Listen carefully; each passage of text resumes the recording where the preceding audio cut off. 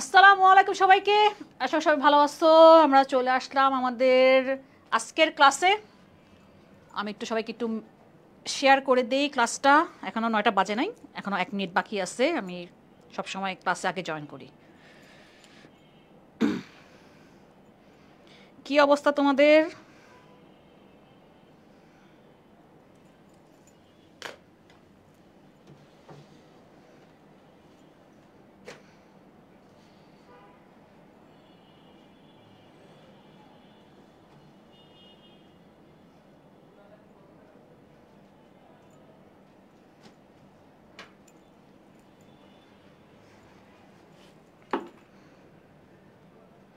এই যে সবাই চলে আসছে। কি অবস্থা তোমাদের সবার?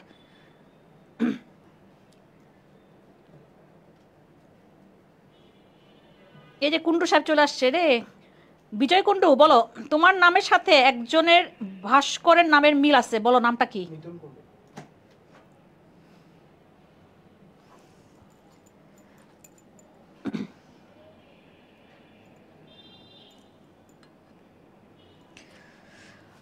আসো সবাই জয়েন করো। আমরা একটু পরে শুরু করব ক্লাসটা। আমাদের যেই ফ্রি ক্লাসের রুটিনটা চলতেছে, কোশ্চেন অ্যানালাইসিসের ক্লাস। কিছুক্ষণ আগে আমি এই বোর্ডে 2 ঘন্টা আগে ক্লাস নিচ্ছি, সেমভাবে আছে। ওকে, তোমার র্যাঙ্ক 200 আসছে। আচ্ছা দেখো, গতকালকে যারা পরীক্ষা দিছো অনেকে হতাশ পরীক্ষা দিয়ে, যে পারি নাই, আমার নেগেটিভ হয়েছে। দেখো তোমাদের গত ক্লাসে যে আমরা পরীক্ষাটা নিচ্ছি, এটা এমন তো না যে তুমি কালকে তুমি হচ্ছে গিয়ে সব পারবা, কারণ আমাদের এখনো মেইন ক্লাস শুরুই হয় নাই। তোমাদেরকে এই পরীক্ষাটা নেওয়ার উদ্দেশ্যটা ছিল যে ভার্সিটিতে পরীক্ষার কোশ্চেন কীরকম হয় অ্যাডমিশনে তুমি সেটা বোঝার জন্য। সেই জন্য তোমরা অনেকেই পারো নাই। আমি বলছি দেখো তুমি নাই পারতে পারো, তুমি তো এখনো ক্লাসই শুরু করো নাই অ্যাডমিশনে, তুমি কীভাবে পারবা? সো এরকম চিন্তা করা লাগবে না, যার যে র্যাঙ্ক আসছে এটা মন খারাপ করার কিছু নাই। আমরা 6 তারিখ থেকে আমাদের যখন মেইন ক্লাসগুলো শুরু হবে টপিক ভিত্তিক, তখন তুমি বুঝতে পারবা। তখন তুমি দেখবা যে 15 দিন যাওয়ার পর তুমি তখন ইউজ টু হবা। আচ্ছা ঠিক আছে, অ্যাডমিশনে কীভাবে পড়তে হবে। প্রথম একটু উল্টাপাল্টা লাগতেই পারে, ছন্ন ছাড়া লাগবে, আচ্ছা কোনটা থেকে কোনটা পড়বো এরকম লাগবে। কিন্তু আস্তে আস্তে তুমি দেখবা যে আমাদের যখন রুটিন ওয়াইজ তোমরা যখন চলে আসবা, তখন দেখবা যে যেমন আমরা যখন এখন পড়াচ্ছি, আমাদের এগুলো হচ্ছে গিয়ে প্রশ্ন অ্যানালাইসিস। আমি একটা থেকে আরেকটা চলে যাচ্ছি, তুমি বুঝতে পারতেছো না যে কোথা থেকে কোথায় যাচ্ছি। কিন্তু যখন টপিক ওয়াইজ যখন পড়ে ফেলবা, তখনই তুমি দেখবা যে তোমার আইডিয়া হয়ে যাবে যে হ্যাঁ এই কোশ্চেনটা কোন টপিক থেকে আসছে। দাঁড়াও আমি আবার একটু শেয়ার করে দিই ক্লাসটা।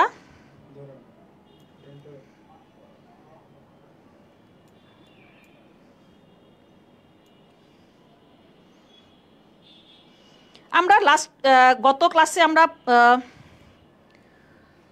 ঢাকা ভার্সিটি নিয়ে আমরা কোশ্চেন অ্যানালাইসিস করছিলাম। আজকে আমরা এই ইউনিট দেখাবো ভাইবো না, যেটা সায়েন্সের ইউনিট, এটা বিভাগ পরিবর্তন ইউনিট। এটা বিভাগ পরিবর্তন ইউনিট আচ্ছা আমি একটু বলি, তে শিফট ওয়াইজ পরীক্ষা হয়। এখন শিফট ওয়াইজ যখন পরীক্ষা হয়, শিফটের কোশ্চেনগুলো একটু ভিন্ন হয়, কিন্তু আর টপিক সেম ধরছে। সো আমি যে শিফটের কোশ্চেনটা পাইছি আমি সেটা তোমাকে দেখাবো, কারণ সব শিফটের কোশ্চেন পাওয়া যায় না। তে প্রায় 2-3টা শিফটে পরীক্ষা হয়, কিন্তু কোশ্চেন প্যাটার্নটা ওরা সেম রাখছে।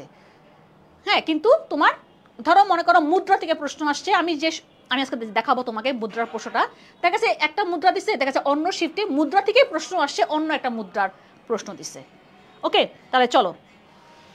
আচ্ছা আমরা ঢাকা ভার্সিটি, আমরা বলো আমরা ঢাবি খকে মানে ফোকাস করি। দেখো আমার পাশ লেখা আছে বিভাগ পরিবর্তন। আমি যেন আজকে আরিউর কোশ্চেন দেখাবো, তার মানে তোমার সাধারণ জ্ঞানের যে পড়াগুলা সব জায়গায় কম বেশি সেম, বরঞ্চ অন্য জায়গার জন্য আমার কিছু এক্সট্রা জিনিস পড়তে হয়, সেগুলো কিন্তু আমরা ক্লাসগুলো আমরা করাই ফেলবো। তাহলে চলো আমরা শুরু করে দিই। হ্যাঁ, আচ্ছা এই জায়গাটা কোথায় বলতে পারবা? এটা হচ্ছে কি আমাদের খাগড়াছড়ি। বলো তো খাগড়াছড়িতে কি আছে বা কি আমরা পড়ি খাগড়াছড়িতে? এই একটা পাহাড়, আমি একটা পাহাড়ের উপরে আছি, এই পাহাড় থেকে পুরো খাগড়াছড়ি শহরটা দেখা যায়। সেই পাহাড়টার নাম কি? আলুটিলা পাহাড়। কেন বিখ্যাত বলো তো দেখি? আলুটিলা পাহাড়, এটা আমরা বাংলাদেশের পার্টে পড়াবো। এই আলুটিলা পাহাড়ের মধ্যে একটা গুহা আছে, আলুটিলা গুহা। তার মানে প্রশ্ন আসে আলুটিলা গুহা কোথায়? খাগড়াছড়িতে। ঠিক আছে? গত ক্লাসটা কোথায় পাবো? গত ক্লাসটা তোমার এই পেজে করা আছে, পেজে দেওয়া আছে। ওকে, তাহলে চলো আমরা শুরু করলাম আজকের ক্লাসের ফার্স্ট প্রশ্ন। শুরু করলাম কিন্তু দেখো, আমরা গত ক্লাসেও দেখলাম অলিম্পিক নিয়ে প্রশ্ন হয়েছে। সো এখানেও তাই, আরিউতেও অলিম্পিক নিয়ে প্রশ্ন হচ্ছে। কি বলছে যে বিশ্বের কোন শহরে সবচেয়ে বেশি সংখ্যক অলিম্পিক গেমস অনুষ্ঠিত হয়েছে। এখানে আমরা যে অলিম্পিকটা মিন করি, আমরা গ্রীষ্মকালীন অলিম্পিকটাকে মিন করছি, সামার অলিম্পিক। বলো কি হবে অ্যান্সার? কি হবে অ্যান্সার? কি হবে অ্যান্সার?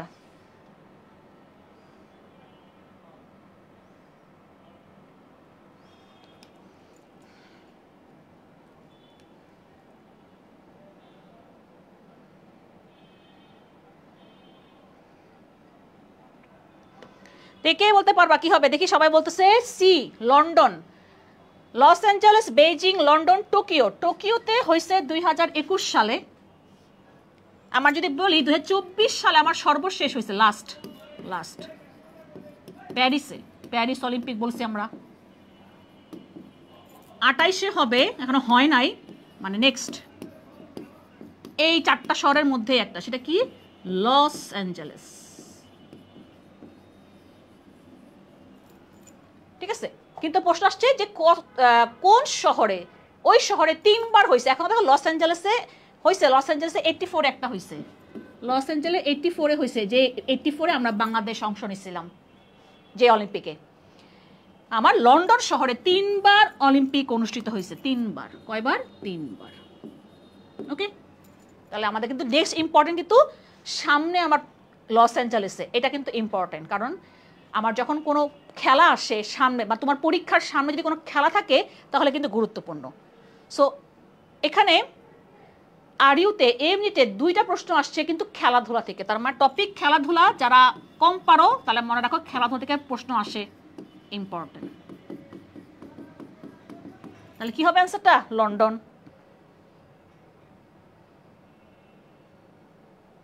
তুমি যে নাম দিয়ে রাখছো চাইনিজ মাইনিস নাম, এই নাম অ্যাপ্রুভ করবে না, নাম চেঞ্জ করো।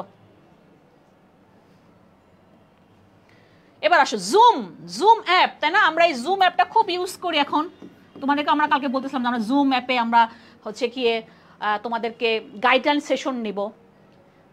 এই করোনার সময় থেকে 2020-এর থেকে এই জুম অ্যাপের নামটা আমরা খুব শুনতে পাইছি, কারণ আমরা জুম অ্যাপে আমরা অনলাইনে ক্লাস নিতে পারছি। হ্যাঁ, আমরা আমি ফার্স্ট অনলাইনে ক্লাস শুরু করছিলাম এই জুম অ্যাপ দিয়ে। হ্যাঁ, যে জুম অ্যাপে হচ্ছে শেয়ার স্ক্রিন করে আর কি ক্লাস নেওয়া যায়। হ্যাঁ, এরকম অনেক সুবিধা আছে। এবং দেখো আমরা বলছিলাম তোমাদেরকে যে আমরা তোমাদেরকে যে জুম সেশন নিব, যে তুমি আমার সাথে সরাসরি কথা বলতে পারতেছো অনলাইনে, খুব সুবিধা হবে। সো এই জুম অ্যাপ কোন দেশের তৈরিকৃত অডিও ভিডিও যোগাযোগ প্ল্যাটফর্ম? বলো কোন হতে পারে?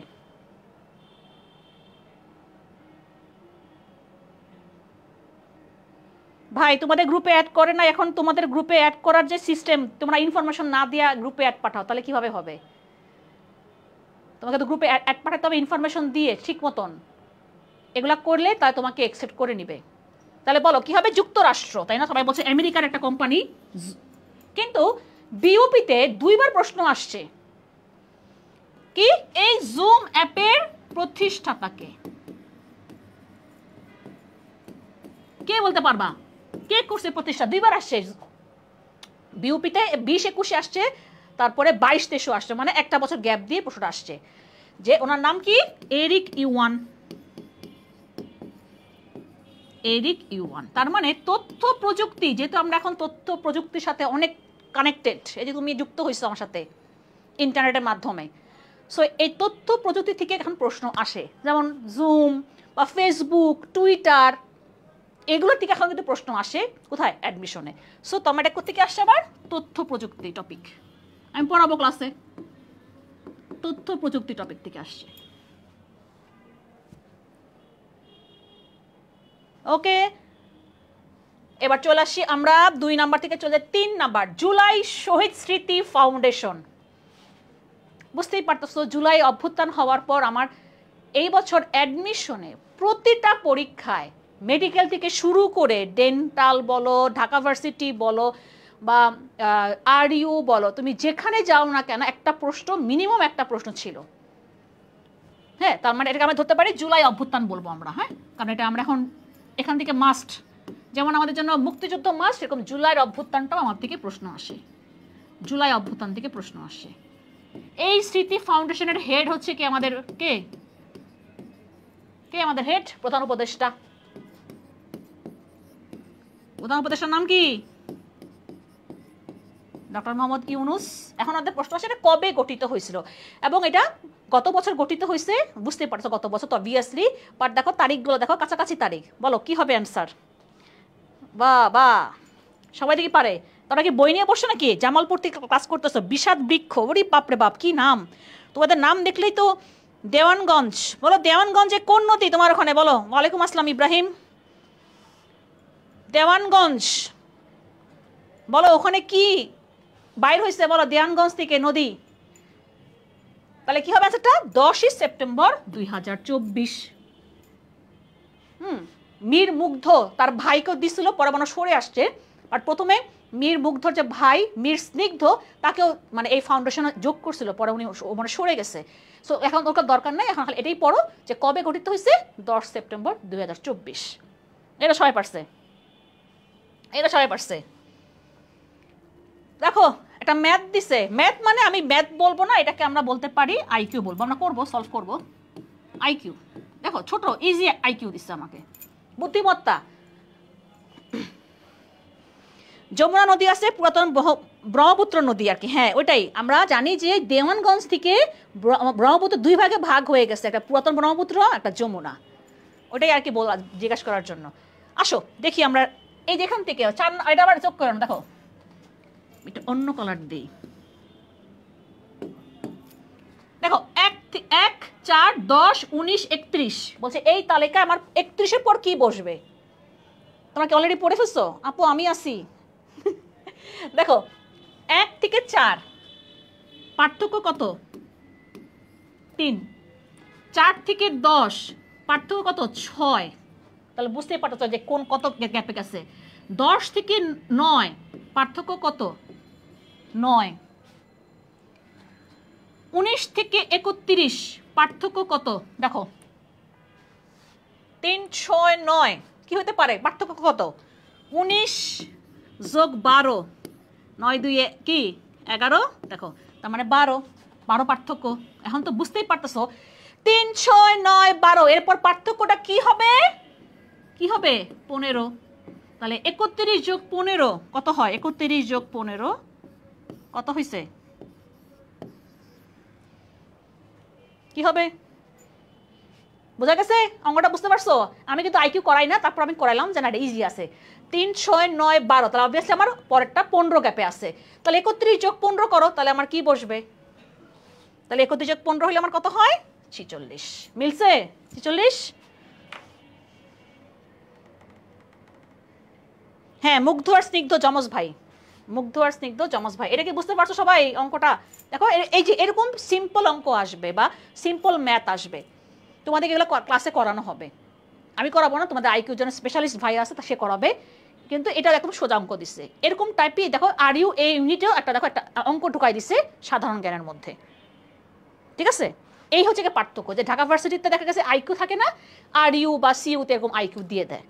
তাহলে আমরা এরকম আমরা চাচ্ছি যে আমাদের তো মেন ক্লাস শুরু হবে 6 তারিখে, কিন্তু আমরা তাছাড়াও আমরা চাচ্ছিলাম তোমাদের মানিক ভাইয়ের সহ যে আমরা এরকম কোশ্চেন অ্যানালাইসিস ক্লাসগুলো রাখবো, যাতে তোমরা বুঝতে পারো যে কোন কোন ভার্সিটিতে কিরকম কোশ্চেন আসে। তোমরা কি রাজি আসো কিনা? তাহলে আমরা কিন্তু এটা কন্টিনিউ করবো, আমাকে জানাবা কমেন্টে। তাহলে অ্যান্সার কি হবে? 46। বুঝা গেছে আমাদের পোলাপাইন? হ্যাঁ এই তো সবাই এখন সুন্দর অ্যান্সার করছে 46। ওকে, তাহলে আমি এখানে লিখে দিই, তাহলে এখানে কি হবে? 31-এর পর আমার 46 বসবে, ঠিক আছে? কোন জেলায় চা বাগান বেশি? বাহ বাহ বাহ, চা বাগান নিয়ে প্রশ্ন আসছে। তার মানে আমার টপিক কিটা? আমাদের চা সম্পদ থেকে প্রশ্ন আসছে। চা সম্পদ আমাদের বর্তমানে এখন বাড়ছে। হ্যাঁ, বর্তমানে আমার 170টি চা বাগান আছে বিভিন্ন জেলায়। 170টি, আগে ছিল 166, বাড়তে বাড়তে এখন মোটামুটি 70টি আসছে আর কি, 170টি। আচ্ছা, আমরা বলছে যে কোন জেলায় চা বাগান বেশি। এখন তোমাদের গন্ডগোল লাগে এই দুইটা অপশন নিয়ে, এ আর বিতে। কেন? আমরা সিলেট বলতে চোখ বন্ধ করলে আমরা সিলেট বলতে আমরা দেখি চা বাগান, চোখ খুললে মনে হয় চা বাগান সামনে। হ্যাঁ, সিলেটের সাথে আমরা কিভাবে আমার মনে রাখবো, দেখো আমরা যদি বলো, আচ্ছা কালকে কি আমার কালকে 6টা থেকে ক্লাস আর কি, আচ্ছা প্রত্যাবর্তনও আছে। আচ্ছা হ্যাঁ, তাহলে আগে আসবো। দেখো আমাদের এই সিলেট আর মৌলভীবাজার, সিলেট আর মৌলভীবাজার এটা নিয়ে গন্ডগোল লাগে। তাহলে আসো সিলেট আর মৌলভীবাজার আমি কিভাবে আমি ঠিক করব। আমার বাংলাদেশের প্রথম চা বাগান, আচ্ছা ছবি আনলে হইতো, প্রথম চা বাগান দেখা মনে তোমাদেরকে প্রাইভেট ব্যাচে, বাংলাদেশের প্রথম চা বাগান এইটা আমার মালিনী ছড়া সিলেট। যদি বলতো বাংলাদেশের প্রথম চা বাগান তাহলে তুমি বলতা সিলেট, কিন্তু বলছে কোন জেলায় সবচেয়ে বেশি চা বাগান আছে। আমরা জানি সবচেয়ে বেশি চা বাগান আছে শ্রীমঙ্গলে, আর শ্রীমঙ্গল মৌলভীবাজার জেলায় অবস্থিত। তাহলে কি হবে আনসারটা? মৌলভীবাজার জেলা। কি হবে? মৌলভীবাজার জেলায় হবে। বোঝা গেছে? অনেকে পারছে অলরেডি, তোমাদের গন্ডগোল পাকাইতেছো এই দুইটা নিয়ে, এই দুইটা এভাবে মনে রাখবা যে আমার প্রথম যদি বলতো বাংলাদেশের প্রথম চা বাগান কোন জেলায়, তাহলে আমার সিলেট বলতাম। বা যদি বলছে আমাদের কোন জেলায় চা বাগান বেশি, মৌলভীবাজার জেলায়। এটা মনে হয় আরইউতে আসছে, সাথে এনইউতে আসছে, ন্যাশনাল ইউনিভার্সিটি। ন্যাশনাল ইউনিভার্সিটি আগে আমি এটা ক্লাস নিয়েছিলাম, এটা পড়াইছিলাম আমি, সরি এটা দিয়ে চলে আসছে, এনইউতে আসছে। তার মানে 24-এ 2টা অ্যাডমিশনের প্রশ্ন আসছে। ওকে, তাহলে হয়ে গেল আমার কি, কোন জেলায় চা বাগান বেশি, মৌলভীবাজার জেলায়, আর আমাদের প্রথম চা বাগান সিলেটের মালিনীছড়া। ঠিক আছে, এইগুলা কিন্তু মোটামুটি প্রশ্নগুলো আসে। আচ্ছা, যদি বলা হয় সমতলে চা বাগান কোথায় আছে, সমতলে কে বলতে পারবা? উত্তরবঙ্গের মানুষ, সমতলে চা বাগান কোথায় আছে? কারণ আমরা জানি যে চা বাগানের জন্য আমার একটা ঢালু জমি দরকার, ঢালু জমি। ঠিক আছে, যে তোমার বৃষ্টি হবে, পানিটা নেমে যাবে, এরকম ঢালু জমি, যেমন আমরা সিলেটে বলো অথবা হবিগঞ্জ, হ্যাঁ, অথবা চট্টগ্রামের সাইডে আমরা এই দিকে আমরা চা বাগান দেখছি। হ্যাঁ, কিন্তু আমার সমতলে, মানে আমার একদম পুরা, মানে একদম তলটা কি সমতল, সেই সমতলে আমার চা বাগান আছে কোথায় বলো তো দেখি। ভাই ক্লাসটা করো না, কি বই ভালো হবে এগুলো নিয়ে অনেক বলা হয়েছে, তোমরা শুনো না কেন? এক কথা তোমরা আমাকে 1000বার জিজ্ঞেস করতেছো, এগুলো আমি অনেকবার বলছি আমরা এই কয়দিন ক্লাসের মধ্যে। ক্লাসটা করো তোমরা, এই যে এগুলো ক্লাসগুলো করো না, তারপর পরে বলো যে কি পড়াইছি ভুলে গেছি, ভুলবাই তো, তোমরা নিজেদের মধ্যে কথা বললে তো হবে নাকি। বলো সমতলে চা বাগান কোথায় কোথায় আছে? আচ্ছা, একজন বলছে পঞ্চগড়, বলছে রাজশাহী, পঞ্চগড়, গুড, পঞ্চগড়, ঠাকুরগাঁও আছে, ঠাকুরগাঁও, ঠিক আছে। হ্যাঁ, পঞ্চগড় আমাদের প্রথম পঞ্চগড়ে আমরা করছি, পরে আস্তে আস্তে পাশে পাশে, যেহেতু পঞ্চগড় ঠাকুরগাঁও তো সব পাশাপাশি জেলা, এই জন্য ঠাকুরগাঁওতেও কিন্তু আমার কি চা বাগান আছে। বাট আমার প্রথম চা বাগান, সমতলে চা বাগান আমার কোথায়? পঞ্চগড়ে। ঠিক আছে, পেইড ব্যাচে 6 তারিখ থেকে ক্লাস শুরু হবে। আবারও একটা খেলা, আইসিসি চ্যাম্পিয়ন্স ট্রফি 2025-এ কতটি দেশ অংশগ্রহণ করে? আবারও খেলাধুলা, কি ক্রিকেট। দেখছো কেন আসছে? এই খেলাটা সম্প্রতি হয়েছে, খেলাটা সম্প্রতি হয়েছে। যেমন বলো সামনে কি খেলা আছে, বলো ওই ক্রিকেটের সামনে কি খেলা আছে বলো দেখি। এটা পারা উচিত, ছেলেরা অন্তত পারা উচিত যে সামনে আমার এই মাসের দিকে কি খেলা আছে, কও। এটা আনসারটা করবো, সাথে বলবো আমার সামনে কি খেলা আছে।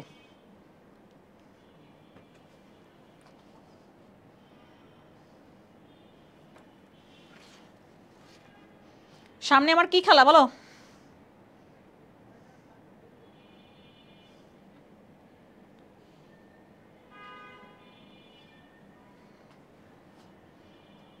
বারোটি, মারুফ বলছে T20 ওয়ার্ল্ড কাপ, আরো কিছু?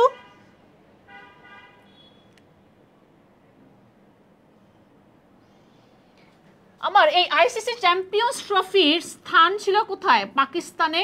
যেহেতু ইন্ডিয়া পাকিস্তানে যাবে না, তাই খেলা হয়েছে সংযুক্ত আরব আমিরাতেও। চ্যাম্পিয়ন্স হয়েছে কে? খেলার নামই তো চ্যাম্পিয়ন, তাই না? তার জিতলো কে? As usual India. Runners up কে হয়েছে? নিউজিল্যান্ড, এনজেড লিখলাম, হ্যাঁ নিউজিল্যান্ড এনজেড, ঠিক আছে।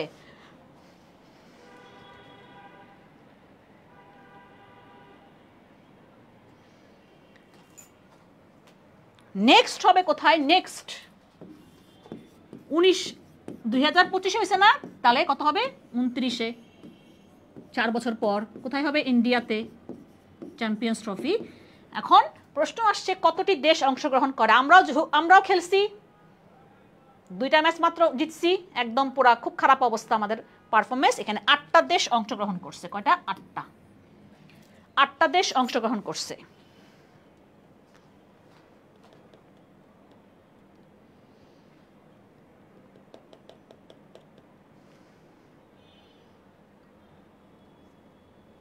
সামনে কি আছে? সামনে কি আছে বলো বলো। জাফলং সমতল চা বাগান, হ্যাঁ, তারপর আমরা ওভাবে ধরতেছি যে সিলেটের এরিয়াটা তো পুরো সমতল না, একটু ঢালু আছে আর কি, তাই না? সামনে এশিয়া কাপ, এতক্ষণে পাইলাম আমার সামনে এশিয়া কাপ। হ্যাঁ সামনে এশিয়া কাপ, এটার জন্য আমি জিজ্ঞেস করতেছিলাম সামনে কি, সামনে এশিয়া কাপ। সো যেন এগুলাম যে এগুলো পরীক্ষায় প্রশ্ন আসার মতন।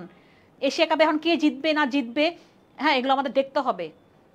তারপরে নারী ওয়ানডে বিশ্বকাপ আছে সামনে। সো এই বছর কিন্তু আমার অনেকগুলা খেলা আছে, সো এটা মাথায় রাখবা, যেগুলো খেলাধুলা থেকে প্রশ্ন আসে। দেখো যে একদম নতুন প্রশ্ন এই বছরে খেলা হয়েছে, এবং তোমার পরীক্ষাটা হয়েছে তো তোমার এই খেলার পরে, সো এখান থেকে প্রশ্ন হয়েছে। তার মানে এটাও সাম্প্রতিক ধরা যায়, এটাও আমি সাম্প্রতিক ধরবো, কারণ এখান থেকে প্রশ্ন যদিও হয়েছে। তাহলে রানার্স আপকে এশিয়া কাপ, এতক্ষণে কইছে বিজয় কুন্ডু। এবার আসো, ব্যবসা সংক্রান্ত ডক্টর ইউনুসের তত্ত্বের নাম কি? দেখো ডক্টর ইউনুসকে নিয়ে প্রশ্ন হয়েছে, অবভিয়াসলি একজনের যুগ গেছে আরেকজনের যুগ আসছে, যেহেতু উনি আমাদের প্রধান উপদেষ্টা, ওনাকে নিয়ে তো প্রশ্ন আসবেই। যেমন আমরা আগের দিন পড়াইছিলাম তোমাদেরকে না, 3-0 তত্ত্ব পড়াইছিলাম তোমাদেরকে, আমি 3-0 তত্ত্ব আমি কি পড়াইছিলাম তোমাদের ক্লাসে নাকি অন্য ক্লাসে পড়াইলাম? 3-0 তত্ত্ব পড়াইছিলাম মনে হয়, 3-0 থিওরি, 3টা, হ্যাঁ 3-0 থিওরি এই পড়াইছিলাম তো তোমাদের ক্লাসে, তো মনে পড়াইছিলাম। এটাও তো ডক্টর মোহাম্মদ ইউনুসের। তারপর আমরা জানি যে গ্রামীণ ব্যাংক উনি প্রতিষ্ঠা করছেন। গ্রামীণ ব্যাংক প্রতিষ্ঠা হয়েছে কবে? আনুষ্ঠানিকভাবে শুরু হয়েছে 1983 সালে। সবাই দেখি 3-0 বলতেছে, খেয়াল করো এটা ব্যবসা সংক্রান্ত বলে দিছে, এটা ব্যবসা সংক্রান্ত, এটা তো ব্যবসা সংক্রান্ত না। 3-0 থিওরিতে উনি কি বলছেন? হ্যাঁ, 0 poverty, 0 unemployment, 0 net carbon emission, সবগুলো 0-0, কিন্তু এটা ব্যবসা সংক্রান্ত, এটা হবে সামাজিক ব্যবসা। কি হবে? সামাজিক ব্যবসা, ডি হবে অ্যান্সার। সবাই 3-0 তে গেছে, হায় হায় রে, ব্যবসা সংক্রান্ত। আমি যে বললাম তোমার কাছে এটা কি ব্যবসা সংক্রান্ত লাগে? দেখো 0 poverty, 0 unemployment,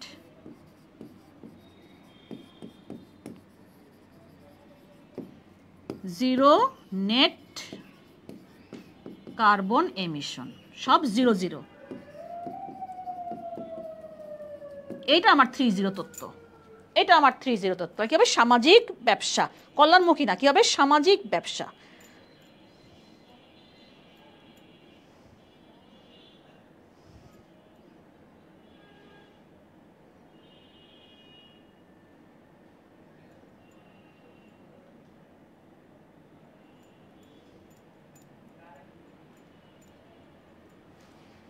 ওকে, তাহলে আমার হয়ে গেল ডক্টর মোহাম্মদ ইউনুস। ডক্টর মোহাম্মদ ইউনুস বলো কত সালে পাইছেন উনি নোবেল পাইছেন? 2006 সালে, শান্তিতে। 2006 সালে শান্তিতে পাইছেন নোবেল পুরস্কার। গ্রামীণ ব্যাংক আর ডক্টর মোহাম্মদ ইউনুস যৌথভাবে পাইছেন। হ্যাঁ, তা আমরা ওই গ্রামীণ ব্যাংকে নাকি ওনাকে একে ফোকাস করি। হ্যাঁ, সো 6 সালে উনি শান্তিতে নোবেল পুরস্কার পাইছেন। সাইরেন বাজে ব্যাকগ্রাউন্ডে, তোর কান ওইদিকে চলে গেছে। হ্যাঁ, আশেপাশে সাউন্ড আমি কি করব বলো। এবার দেখো এই টাইপ প্রশ্নগুলো আসে, বলে শান্তি সূচকে বিশ্বের শান্তি দেশ কোনটা, বা সুখময় দেশ কোনটা, বা বাংলাদেশের অবস্থান কোনটা, এরকম টাইপ জিনিস কিছু সূচক আসে এগুলো পরীক্ষায়। যেমন ঢাকা ভার্সিটিতে আগের বছর আসছিল এই টাইপ সূচকগুলা, এই জন্য এই প্রশ্নগুলা পরীক্ষায় আসে। দেখো কি বলছে, 2024 সালে গণতন্ত্র সূচকের শীর্ষ দেশ কোনটি? এটা এই বছরই রিলিজ পাইছে, এই বছরে ফেব্রুয়ারির দিকে এটা প্রকাশ হয়েছে। সো বলো কি হবে অ্যান্সার? 8 নাম্বার। আমি কি অপশনগুলো কি ভুল দিছি নাকি?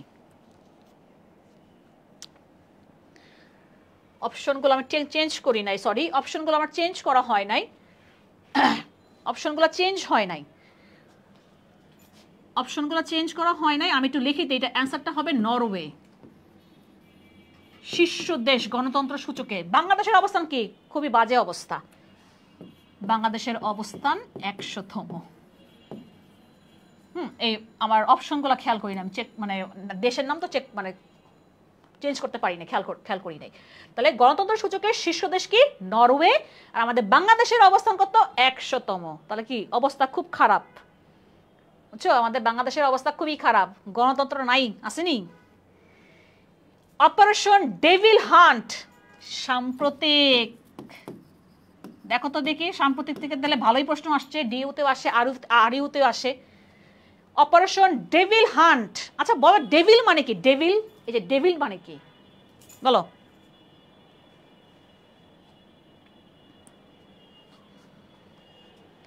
অপারেশন ডেভিল হান্ট শুরু হয়েছে এই সরকারের আমলে, এটা শুরু করছে। বলো কি হবে answer? 9 number, operation devil hunt.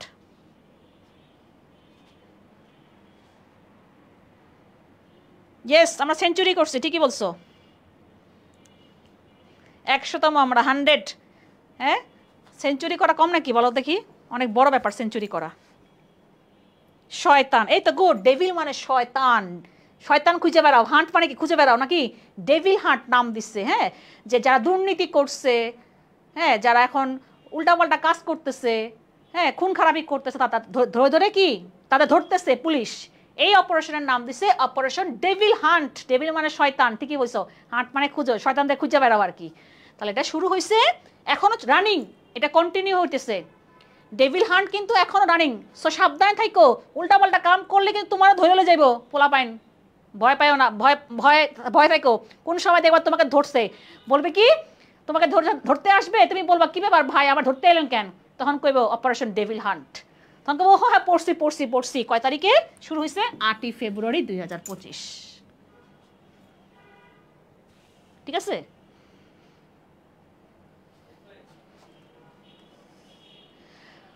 তাহলে আমরা পেয়ে গেলাম 8ই ফেব্রুয়ারি অপারেশন ডেভিল হান্ট। একটা সাম্প্রতিক, তার মানে সাম্প্রতিক থেকে প্রশ্ন আসতেছে। তার মানে তুমি খেয়াল করবা, তোমাদের পরীক্ষা যখনই হোক না কেন, তার আগের, ধরো আমি ধরি এখন আমাদের 25 চলতেছে, তাই না, মাস, মানে সরি 2025 চলতেছে। এই বছরের সাম্প্রতিকগুলো গুরুত্বপূর্ণ, সামনে আরও সাম্প্রতিক আসবে, সেগুলো আমাদের পড়তে হবে আর কি। ওকে, এবার চলে আসি আমরা ব্রিক্স। আমি সেদিন পড়াইছি, এখন তোমরা বলো কি হবে অ্যান্সারটা। ব্রিক্সের সদর দপ্তর কোথায়? আমরা আগের দিন পড়াইছিলাম bricks. B for Brazil, R for Russia, I for India, C for China, S for South Africa। দেখো এখান থেকে প্রশ্ন আসছে ঢাবিতে, ব্রিক্স থেকে। এখন দেখো আরইউতে প্রশ্ন আসছে, তাহলে আমি তো ব্রিক্স টপিকটা পড়াবো। তাহলে এখন বুঝতে পারতেছো যে খালি যে যে আমরা খালি ডিউকে ফোকাস করি, তো ডিউকে ফোকাস করলে বাকিগুলো ফোকাস হয়ে যায়। সো এই যে ব্রিক্স পড়ার সময় সবই চলে আসবে। বলো কি হবে অ্যান্সার?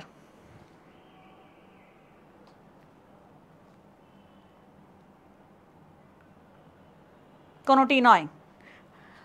দেখো আমরা বলছিলাম যে ব্রিক্স একটা সংস্থা, এখন বর্তমানে দেশ 10টা, তাই না? আমি আগের দিন পড়াই ফেলছিলাম। আমরা বলছিলাম দেখো এই ব্রিক্সের কোনো সদর দপ্তর নেই, সদর দপ্তর নেই। হ্যাঁ, আচ্ছা কোন কোন সংস্থার নাই হেডকোয়ার্টার? G7, G20, G77, এগুলো পড়বো আমরা পরে। আর ব্রিক্স হেডকোয়ার্টার নাই। আরেকটা নাই কি? NAM, NAM, নন অ্যালাইন্ড মুভমেন্ট। এগুলার কোনো হেডকোয়ার্টার নাই, এগুলা কোনো হেডকোয়ার্টার নাই। তার মানে বুঝতেই পারতেছি যে ব্রিক্সের কোনো হেডকোয়ার্টার নাই। তাহলে কি হবে অ্যান্সারটা? কোনোটি নয়। কিন্তু আমি বলছিলাম এই ব্রিক্সের একটা ব্যাংক আছে, ব্যাংকের নাম এনডিবি, নয়া উন্নয়নশীল bank, new development bank, NDB. ব্রিক্সের একটা ব্যাংক আছে, কি নাম? এনডিবি। এই ব্যাংকের হেডকোয়ার্টার মানে সদর দপ্তর সাংহাই। সাংহাই কোথায়? সাংহাই বানান ঠিক আছে নাকি তালিবর্ষ দন্তেস্ব মনে হয়? সাংহাই, সাংহাই চায়নাতে, ঠিক আছে।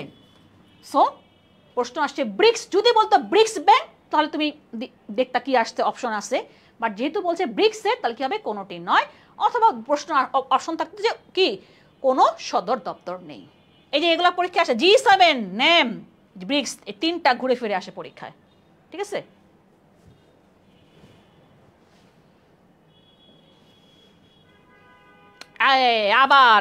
আবারও গণ অভ্যুত্থান জুলাই। আমাদের গণ অভ্যুত্থান কিন্তু অনেকগুলো হয়েছে বাংলাদেশে। গণ অভ্যুত্থান আমাদের শুধু জুলাইয়ের গণ অভ্যুত্থান তোমরা দেখছো, তোমরা তো আজকালকার যুগের মানুষ।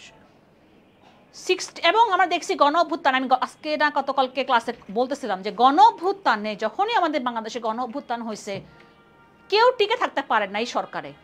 69-এর গণ অভ্যুত্থানে আইয়ুব খানের পতন হয়েছে, 90-এর গণ অভ্যুত্থানে এরশাদের পতন হয়েছে, 24-এর গণ অভ্যুত্থান বা আমরা বলি জুলাইয়ের গণ অভ্যুত্থানে কার পতন হয়েছে তোমরা তো জানোই। তাহলে আসো কি বলছে, শহীদ আবু সাইদ কোন বিভাগের ছাত্র ছিলেন? আমি মনে হয় ওই দিনই মনে হয় বলছিলাম, নাকি বলা হয় নাই, বা তোমাদের প্রাইভেট গ্রুপে মনে হয় আমি কোনো কুইজ দিছিলাম। আচ্ছা, আমরা এই টপিকটাকে বলছি যে জুলাইয়ের অভ্যুত্থান, তার মানে জুলাই থেকে প্রশ্ন আসবে, বারবার বলতেছি জুলাইয়ের গণ অভ্যুত্থান থেকে প্রশ্ন। এবার বললাম না যে দেখো কয়টা পাইলাম, তুমি অলরেডি 2টা পাইছো প্রশ্ন, অলরেডি 2টা প্রশ্ন পাওয়া শেষ জুলাইয়ের অভ্যুত্থান থেকে। প্রশ্ন আসে 24টা একটা এতে জিকের পার্টে, তার মধ্যে 2টা প্রশ্ন দিয়েছিল জুলাইয়ের অভ্যুত্থান। আমরা জানি যখন এই জুলাইয়ের গণ অভ্যুত্থান, আমরা জানি এই অভ্যুত্থানের প্রথম শহীদ কে? আবু সাইদ। এটাও আসছে, আরেকটা পরীক্ষায় আসছে, এই অ্যাডমিশন 24 অ্যাডমিশনের পরীক্ষায় আসছে কবে মারা গেছে বা কবে তাকে হত্যা করা হয়েছে? 16 জুলাই। আচ্ছা, 16 জুলাই 2024। এই জন্য এখন সরকার এই 16 জুলাইকে আমরা কি নাম দিছি? শহীদ আবু সাইদ দিবস। দেখো কোথা থেকে আমরা কই যাচ্ছি প্রশ্নগুলা, শহীদ আবু সাইদ দিবস। দেখছো আবু সাইদকে নিয়ে আমরা পড়ে ফেলতেছি মোটামুটি। সে কোন ইউনিভার্সিটির স্টুডেন্ট ছিল? বেগম রোকেয়া বিশ্ববিদ্যালয়। বেগম রোকেয়া বিশ্ববিদ্যালয় কোথায়? বেগম রোকেয়া বিশ্ববিদ্যালয় কোথায়? এটা রংপুর। এখন প্রশ্ন আসছে কি উনি কোন বিভাগের ছাত্র ছিলেন? বলে ফেলো তোমরা তাহলে।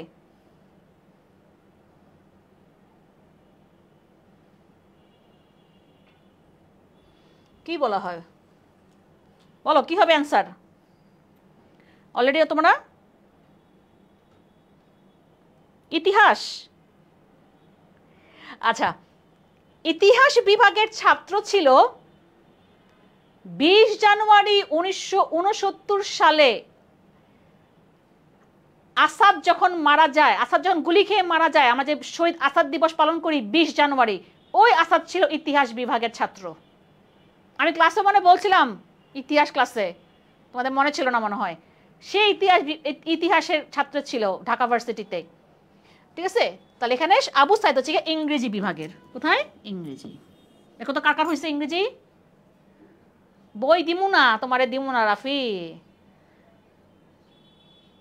কেন সমস্যা কি হয়েছে তোমাদের প্রাইভেট গ্রুপে? আচ্ছা আমি বলি তোমাকে, তোমরা যারা বলতেছো তোমাদের প্রাইভেট গ্রুপে অ্যাড দিচ্ছে না, তোমাকে অ্যাড রিকোয়েস্ট পাঠাইতে হবে। তুমি কি অ্যাড রিকোয়েস্ট পাঠাইছো গ্রুপে?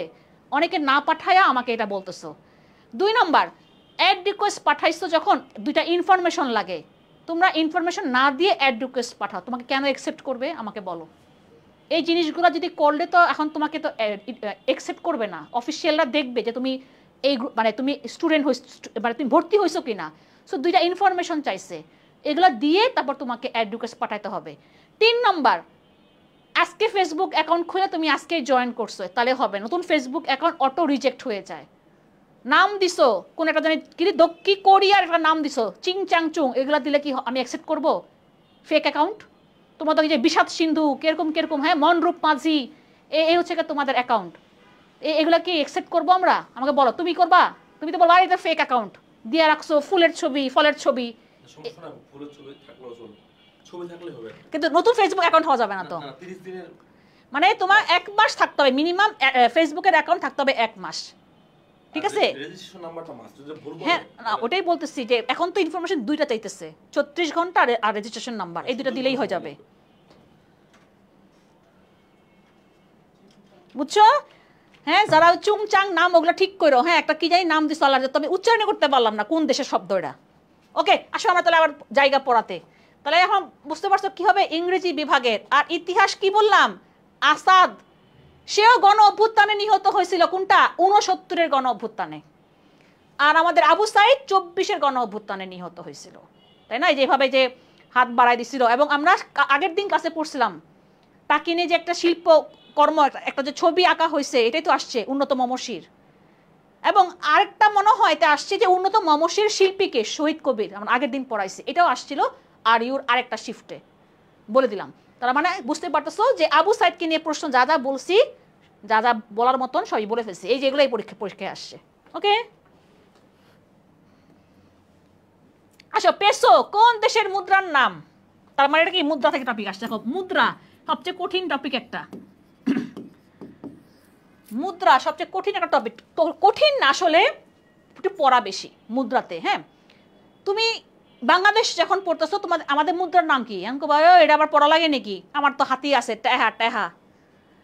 তো হচ্ছে গিয়ে তোমার এই যে আমার যে বাকি যে বিভিন্ন দেশের মুদ্রা আমার নাম পড়তে হয়, অনেকগুলো দেশ আছে পৃথিবীতে, আমি পড়াই তো দিবই, এই টপিক থেকে প্রশ্ন আসে, আমার কিন্তু পড়ানো আছে, আমি এটাও পড়াইছি, আজকে আমি আনতে ভুলে গেছি, আমার কাছে ছিল, আজকে আমার কালকে রাতে যে মনে করবো আমি করছিলাম, পড়ার খেয়াল করা হয়। পেসো কোন দেশের মুদ্রার নাম বলো? Argentina, Guatemala, Panama, Nicaragua. চিংচাং আর কমেন্ট করেন, লজ্জা পাইছে ভাই, কি করবো বলো, এমন হচ্ছে গিয়ে অ্যাকাউন্টে নাম দিয়ে রাখছে, কঠিন তো লাগে। মোহাম্মদ আনাস আলী কোথা থেকে জয়েন্ট হবে এবং কিভাবে? তুমি যখন, আচ্ছা তুমি আমাকে ইনবক্সে নক করো, আমি তোমাকে ভিডিও দিয়ে দিব না, হ্যাঁ ওই ভিডিওতে বলা আছে কিভাবে কিভাবে কোথায় জয়েন করতে হবে, আমি তোমাকে দিয়ে দিব না, তুমি আমাকে নক করো।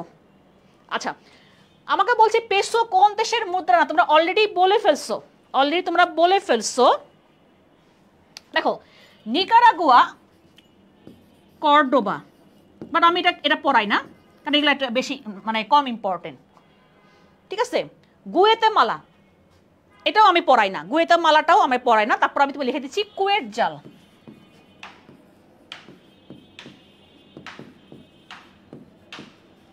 আমি পেসো পড়াই 6টা কান্ট্রি পড়াই, পেসো 6টা কান্ট্রি। তাহলে চলো আমরা দেখি পেসো আমরা কি কি পড়তে পারি। এটা একটু দেখো, আমি তিনটা করে পড়ব। ফিলিপাইন, মেক্সিকো,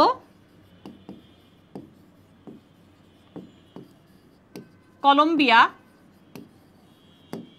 আসে না কেন, অ্যান্সার আসে না কেন, Cuba, Argentina, Chile. Argentina, Chile কি জানো? পৃথিবীর সরু রাষ্ট্র, একদম চিকন সুতার মতন, আমরা বলি এটাকে পৃথিবীর সবচেয়ে সরু রাষ্ট্র। ইন্টারন্যাশনাল আমরা শুরু করবো এটা দিয়ে। হ্যাঁ চিলি, আবার দেখতো মরিচের মতন, এই জন্য দেখার নাম চিলি। ইংলিশে আমরা মরিচ কি বলি, চিলি বলি, তাই না? তাহলে ওখান থেকে নামটা আসছে। তাহলে কি কিউবা, আর্জেন্টিনা, চিলি, থামলাম, নিঃশ্বাস নিলাম, তারপর কি ফিলিপাইন, মেক্সিকো, কলম্বিয়া, এই 6টা কান্ট্রি ব্যবহার করে কি পেসো মুদ্রা। তাহলে বলো কি হবে অ্যান্সার? তাহলে সবাই বলে ফেলছো, ওই যে আরেকজন আরবিতে নাম লিখে রাখছো, এখন তাহলে বলো।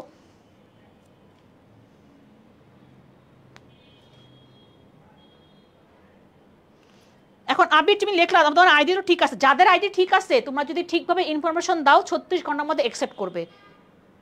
তুমি ইনফরমেশন দিতে হবে, ইনফরমেশন ছাড়া অ্যাকসেপ্ট করবে না, বারবার বলতেছি। আমাকে একজন পাঠাইছে, পরে বলে কি আপু ও তো দেয়ই না ইনফরমেশন, তা আমি এখন কীভাবে ওকে অ্যাকসেপ্ট করবো? ইনফরমেশন দিতে হবে। তাহলে বলো কী হবে answer? Cuba, Argentina, Chile, Philippine, Mexico, Colombia, 6টা কান্ট্রি ব্যবহার করে পেসো। আরও কিছু ব্যবহার করে বাট গুরুত্বপূর্ণগুলা। তাহলে কি হবে? আর্জেন্টিনা। এই আর্জেন্টিনা কারা কারা সাপোর্ট করো কও? আর্জেন্টিনা রাজধানীর নাম কি কয়ে ফেলো? এই যে মেসি, স্কাইলাইন, বাপরে বাপ কি নাম স্কাইলাইন। চিকন রাষ্ট্র, সরু রাষ্ট্র, বুঝছো? আর্জেন্টিনার রাজধানীর নাম কি বলো? কিউবা, আর্জেন্টিনা, চিলি, এইগুলো সবই কিন্তু তোমার হচ্ছে এই যে কলম্বিয়া, হ্যাঁ এগুলো সব এইটা খালি এশিয়ার কান্ট্রি, বুঝছো? এগুলো সব উত্তর দক্ষিণ আমেরিকার। খালি আমার কাছে ছিল ফিলিপাইনের পেসোটা, আনলে তোমাকে দেখাতে পারতাম। তাক মনে করো আমাদের যখন মেইন ক্লাস শুরু হবে তখন দেখাবো না। এই 6টা কান্ট্রি ব্যবহার করে পেসো মুদ্রা। বাংলাদেশের সর্বোচ্চ রাষ্ট্রীয় পুরস্কার স্বাধীনতা পদক, সেদিন কোথায় পড়াইলাম? তোমাদেরকে পড়াইছি। কোন সালে প্রবর্তন করা হয়? না বলে দিব, 2টা প্রশ্ন বলবো এখান থেকে। বাংলাদেশের সর্বোচ্চ রাষ্ট্রীয় পুরস্কার, হ্যাঁ আমরা বলতে পারি এটাকে বেসামরিক পুরস্কার বলা উচিত। আসলে ওরা বেসামরিক কথাটা বলে না।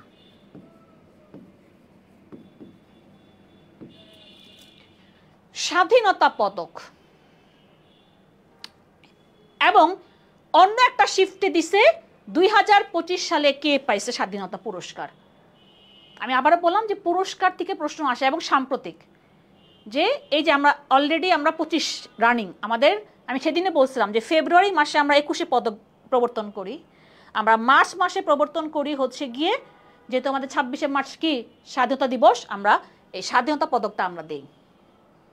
সো এই বছর হয়ে গেছে, ডিক্লেয়ার হয়ে গেছে, আমার তাহলে পড়তে হবে, গুরুত্বপূর্ণ। হ্যাঁ যদি তোমাদের পরীক্ষার আগে, এখন আমি তো জানি না আমাদের সামনে কবে পরীক্ষা হবে, তাই না?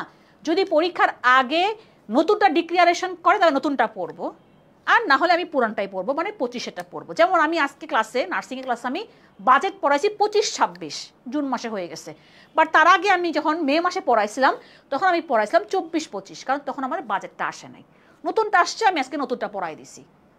তাহলে আমাদের সর্বোচ্চ বেসামরিক রাষ্ট্রীয় পুরস্কার স্বাধীনতা পদক দেওয়া হয় 1977 সাল থেকে।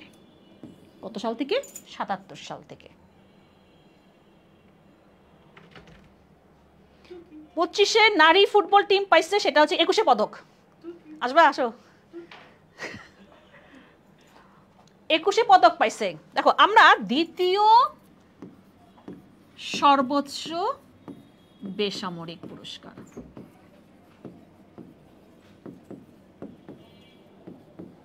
দ্বিতীয় সর্বোচ্চ বেসামরিক পুরস্কার, এটা আমার 21 পদক। ও আরেকটা প্রশ্ন এখানে, আমরা স্বাধীনতা পুরস্কার যেটা বলতেছি, কার হাত দেখা যাচ্ছে এখানে? আল্লাহ, ভয় পেয়ে গেছে নাকি তোমার? হ্যাঁ কার হাত দেখা যাচ্ছে? হ্যাঁ কি মনে হয় তোমার? গেস করো। হ্যাঁ কার হাত দেখতে পাচ্ছ? কার হাত দেখতে পাচ্ছ বলো? হ্যাঁ 25-এ আবরার ফাহাদ পাইছে স্বাধীনতা পুরস্কার। আর আমাদের 21 পদকে আমাদের নারী ফুটবল দল পাইছে। এবার আরো অনেকজন পাইছে, বাট স্পেশাল যদি বলি নারী ফুটবল দল। এটা ভালো, এরা কাপ নিয়ে আসছে। আমাদের পুরুষদের মতো নাকি যে কাপ নিয়ে আসতে পারে না? হ্যাঁ এটা কইলে এখন শুরু হয়ে যাবে এখন যুদ্ধ তানভীরের পেজে। হাত কার বলো ভাই? মানিক ভাই। এই দেখো তোমাকে বলতেছে হ্যালো মানিক ভাই। Hello, high. নাও এই নাও। হ্যালো। এই হাতটাই না আমার ছিল না, বুঝছো? আমি এখানে আসছি মাত্রই, হাতটা হচ্ছে ভূতের ছিল। হাতটা ছিল হচ্ছে, তো ছোটবেলায় দেখেছো না ওই যে ওই ঠাকুমার ঝুলি দেখেছো না? ওই যে একটা হয় না ওই যে নাক বড় বড় থাকে যে, ওইটা এখানে আসছিল, বুঝছো? ইংলিশ উই না অনেকে বলতেছে মানিক ভাইয়া। হ্যাঁ রাইট, ওকে। তোমাদের ক্লাস আসলে আমি এনজয় করতে চলে আসলাম। সো তোমরা আমাদের কোর্সে যুক্ত হও নাই কারা কারা? একটু হাত তুলে উপস্থিত স্যার বলো।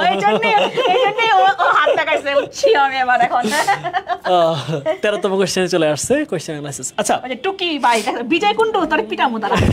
টুকি, এই তোমাদের ক্লাস কেমন লাগতেছে ভাইরা বলো তো? ভালো লাগবে অবশ্যই আশা করি, কিন্তু তারপর তোমাদের মতামত জানাও।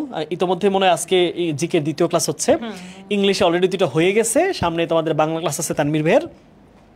Welcome to my YouTube channel. ওমা কি আবার কি ইউটিউব চ্যানেল কি করতেছে? ওই যে মানুষজন ব্লগে বলে না এটা ওরকম আর কি আর কি। Hello guys, welcome to my cooking channel. Cooking কে অনেক চুকিং বলে না? গুলুমুলু হাত, আল্লাহ তোমাকে গুলুমুলু হাত বলেছে। ও হ্যাঁ, আমি তো একটু মোটা কাটা মানুষ না। এই তোমরা কোর্সে ভর্তি হয়ে যাও, ঠিক আছে? ফারিয়া আপু ইংলিশ ক্লাস আর মানে জিকে ক্লাস।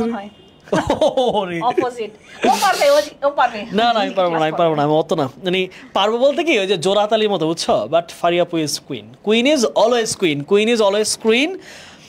ফারিয়া আপু সেরা। ওকে, সেই লাগতেছে। আমাদের ছবি তুলে আপু, আমরা একটা পোজ দিয়ে একটা ছবি তুলে ফেলে আমাদের। আচ্ছা, একটা ছবি তুলে নাও, স্ক্রিনশট নিয়ে একটু পোস্ট দিও। আমরা তোমাদের, আমি জানো ক্লাস নিচ্ছি 4টা থেকে। আপু কিন্তু আজকে 3টা ক্লাস চলতেছে আপু, 3টা ক্লাস। 4টা থেকে আমি এই রুমে তো নিচ্ছি আমি ক্লাস। ওকে, এই তোমাদের কিন্তু তোমাদের যেই মানিক ভাই এটা কোনো কথা? ছি আরাফাত খান, এটা ছেলে হইয়া এই ধরনের ছেলে তুমি কেমনে জিজ্ঞেস করো আমাকে? আরে আপু ছেলে ওই লিখছে, এইটা কি মানে ছেলে ছেলেকে এই ধরনের প্রশ্ন কিভাবে করে? বুঝলাম না সেন্টেন্স আমার লিখছে মিন্স, বুঝলাম না কিছু। আমাদের স্টুডেন্ট আরাফাত, আমাদের স্টুডেন্ট। ম্যাম আপনাকে অনেক কিউট লাগতেছে। আমাকে কিউট লাগতেছে স্যার রে না কি ভাই? আচ্ছা ওকে, তোমার ক্লাস করো। হ্যাঁ ভাইয়া ডিস্টার্ব করলাম আপু, এটা লাগবে না, বন্ধ করে দিই। আচ্ছা, এখানে আরেকটা প্রশ্ন আসছে এই বছরে, মানে এই বছর আমি মিন করছি একটা 24 ব্যাচে। ওই যে বলছি না যে একটা যুগ, একজনের যুগ, কালকে আসবা? একজনের যুগ গেছে, আরেক যুগ আসছে না। আমি গতকালকে আমি গত ক্লাসে বলতেছিলাম না যে খালেদা জিয়াকে নিয়ে প্রশ্ন হয়েছে, মনে আছে? প্রশ্ন আসছে, ডিউতে আসছে। আরেকটা ভার্সিটি কোনো আরেকটা জায়গায় আসছে, স্বাধীনতা পুরস্কার কে প্রবর্তন করে? তোমার তো বললাই 77-এ প্রবর্তন করা হয়। কে প্রবর্তন করেন? Answer me. কে প্রবর্তন করেন? কে কে হু হু কে প্রবর্তন করেন? বলো,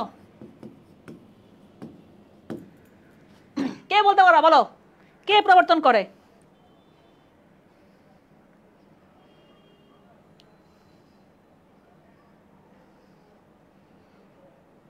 কিরে আরাফাত, তুই কি মন খারাপ করাচ্ছিলি নাকি? হ্যাঁ, খালেদা জিয়া। মোহাম্মদ রাহাত বলছে খালেদা জিয়া। 77 দিকে কিন্তু খালেদা জিয়া কিন্তু সরাসরি পলিটিক্সে আসে নাই। সো খালেদা জিয়া না অ্যান্সারটা, সব খালি খালেদা জিয়া হবে। ডিসকাশন গ্রুপ খুলবো আমরা 6 তারিখের পরে, যখন আমাদের মেইন ক্লাস শুরু হবে।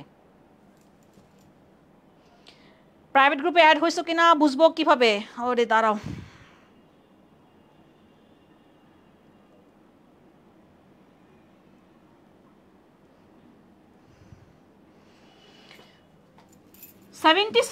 আমরা জানি জিয়াউর রহমান 77 থেকে 81 পর্যন্ত ছিলেন।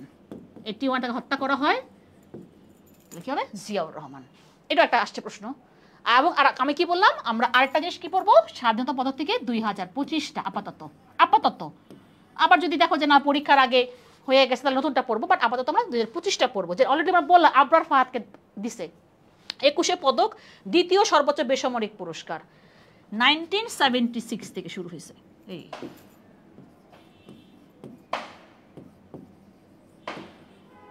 এবং 1976-এ আমরা কাজী নজরুল ইসলামকে 21 পদক দিয়েছিলাম। তারপর তো উনি 96-এই উনি মারা যান। ঠিক আছে, তাহলে মানে আমরা অনেকগুলো প্রশ্ন পড়ে ফেললাম। 21 পদক 2025 কে পাইছে? আমাদের নারী ফুটবল দল পাইছে। ঠিক আছে, ওকে। তাহলে আমরা খালেদার বাবা, খালেদার জামাই, আল্লাহ বাবা বানাই দিছো, আলী বাবা, উড়ি বাবা। দেখো কি বলছে, ই কমার্স জায়ান্ট আলিবাবা কোন দেশ ভিত্তিক প্রতিষ্ঠান? যেমন আমাদের বাংলাদেশে আছে, কি আছে বলো? যেমন এই যে আমেরিকার সাইডে কি আছে? অ্যামাজন, তাই না? অ্যামাজনে অর্ডার দেয় মানুষ অনলাইনে। আমাদের গরিবের অ্যামাজন কি বলো দেখি? আমাদের বাংলাদেশে বলো দেখি, গরিবের অ্যামাজন কি?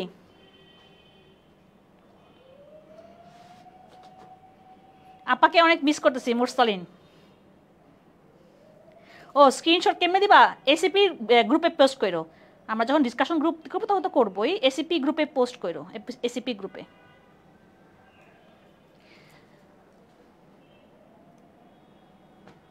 আপু কোর্স ফি কত? আমি ভর্তি হইতে চাই।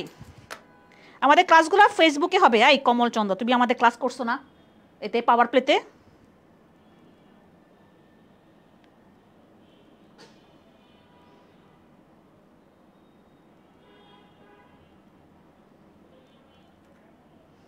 দারাস, তাই না? আমাদের গরিবের এমাজ আছে দারাস। এরকম আলিবাবা হতেছে গিয়ে তোমার যে দেশভিত্তিক, সেটা হচ্ছে গিয়ে এটার প্রতিষ্ঠা করেছে জ্যাকমা, তাই না? বেটার নাম জ্যাকমা।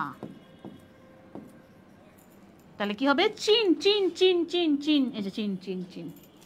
দেখো চীনের নামগুলো কিরকম জানো? জ্যাকমা, কিরকম কিরকম নাম। তারপরে চীনের প্রেসিডেন্ট নাম শি জিনপিং, দেখো কেমন, ওই যে পিং পুং দেখছো, চংপং এরকম নাম আর কি, শি জিনপিং। তারপরে জাপানের প্রধানমন্ত্রীর নাম এখন যিনি আছেন শিগেরু ইশিবা, কি কি কিরকম নাম, এগুলো সব শিখতে হবে কিন্তু, বুঝছো পোলাপাইন? কোন দেশের কোন প্রধানমন্ত্রী? মার্ক কার্নি কানাডার, এরকম। ডোনাল্ড ট্রাম্প জানোই তো, কইলাম না? হ্যাঁ, আমাদের পার্শ্ববর্তী মোদি সাহেব কোন দেশের জানোই? এই যে নরেন্দ্র মোদি, ইন্ডিয়ার প্রধানমন্ত্রী। এই জিনিসগুলো আমাদের পড়তে হয়। তোমার কমেন্ট মাইশা জাহান কি হয়েছে বলো? তাহলে আলিবাবা পাইলাম আমরা কি? চীনের। বাংলাদেশের সীমান্তবর্তী ভারতের রাজ্য কয়টি? কইতে কইতে ভারত চলে আইছে। অনেকে বলে ভারতের সাথে এখন ঝগড়া, ভারত নিয়ে প্রশ্ন আসবে না, ভারত পড়বো না। অনেকে আবার ঢং করে বলো তোমরা আবার এরকম, ঠিক আছে? এখন যে পড়বো না বলতেছো, পরীক্ষাতে প্রশ্ন আসবে। তোমার 3 দিক থেকে ভারত ঘেরা, তুমি কোন দিকে যাবে বলো? ভারত না পড়ে তুমি কই যাবা বলো?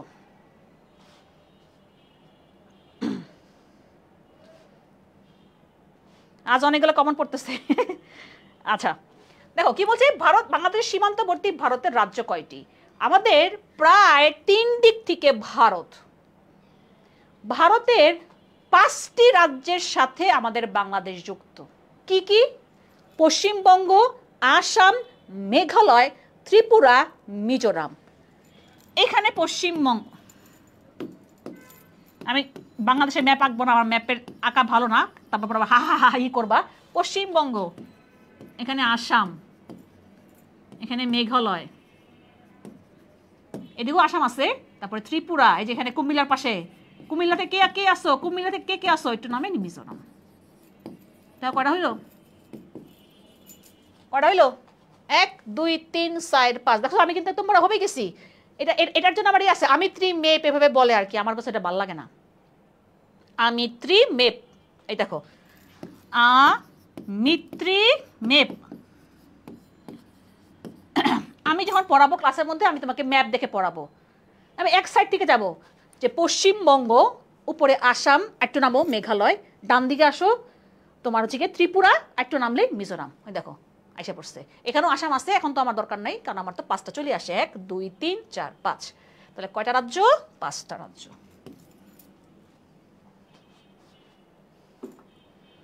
ম্যাপ না আঁকালে বুঝবো কিভাবে? ক্লাসে পড়াবো, ক্লাসে। এই যে কুমিল্লা থেকে বলছি, এই যে কুমিল্লার মানুষজন এখানে এখানে। এই যে আমিত্রি মেপ দেখো কিভাবে আসতেছে, আসাম, মিজোরাম, ত্রিপুরা, মেঘালয়, পশ্চিমবঙ্গ। এটা হচ্ছে আমার কাছে বরঞ্চ মনে হয় যখন আমরা ম্যাপ দেখে পড়বো তখন তোমাদের জন্য ইজি হবে। কোন দেশ থেকে আরব বসন্তের সূচনা হয়? আরব স্প্রিং। পৃথিবীর বিভিন্ন দেশে কোনো না কোনো অভ্যুত্থান হয়েছে। এরকম, এটা হচ্ছে গিয়ে আমাদের বলা যাবে যে মধ্যপ্রাচ্যে এই আরব বসন্ত বা আফ্রিকা, মানে আমাদের আফ্রিকার ওই এলাকাতে, আফ্রিকার মধ্যপ্রাচ্যের কিছু দেশের মধ্যে আমার এই আরব বসন্তের ছোঁয়াটা লাগছিল। এই আরব বসন্তের ছোঁয়ায় দেখা গেছে যে অনেকেই যারা নাকি 30 বছর 40 বছর ধরে ক্ষমতায় ছিল, তারা সবাই নেমে গেছে।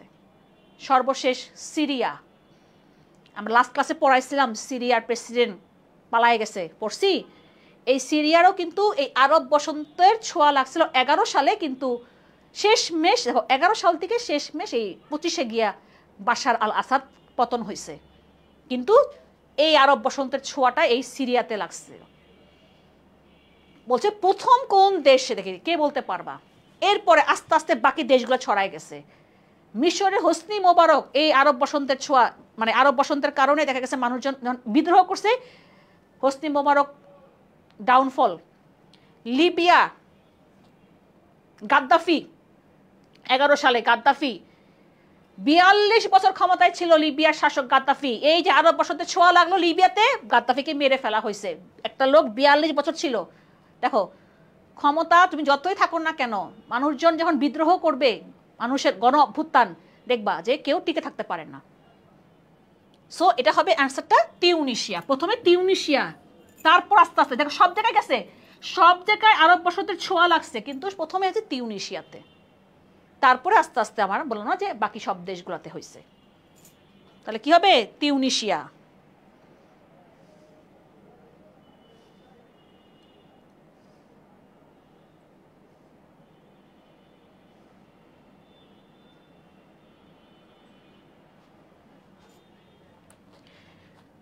দুই 2009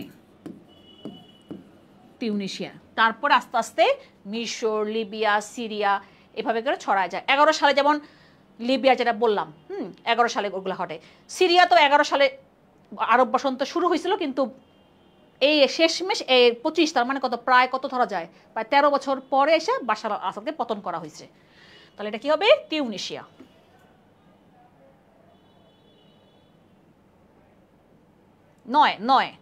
নয় শুরু হয়েছে আরব বসন্ত, আরব স্প্রিং।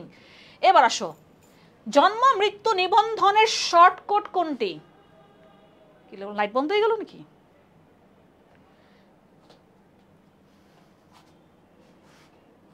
মোহাম্মদ আরাফাত খান, কিরে তুই দেখি তানভীর স্যারের পেজ থেকে করতেছিস ক্লাস, একটা লাইট কি অফ হয়ে গেল নাকি এখন হঠাৎ করে? বুঝলাম না তো, দাঁড়া তো দেখি। এই রাতিম, এদিকে লাইট কি 3টা নাকি 2টা? এখানে এই যে অফ হয়ে গেল নাকি না ছিল? দেখো তো।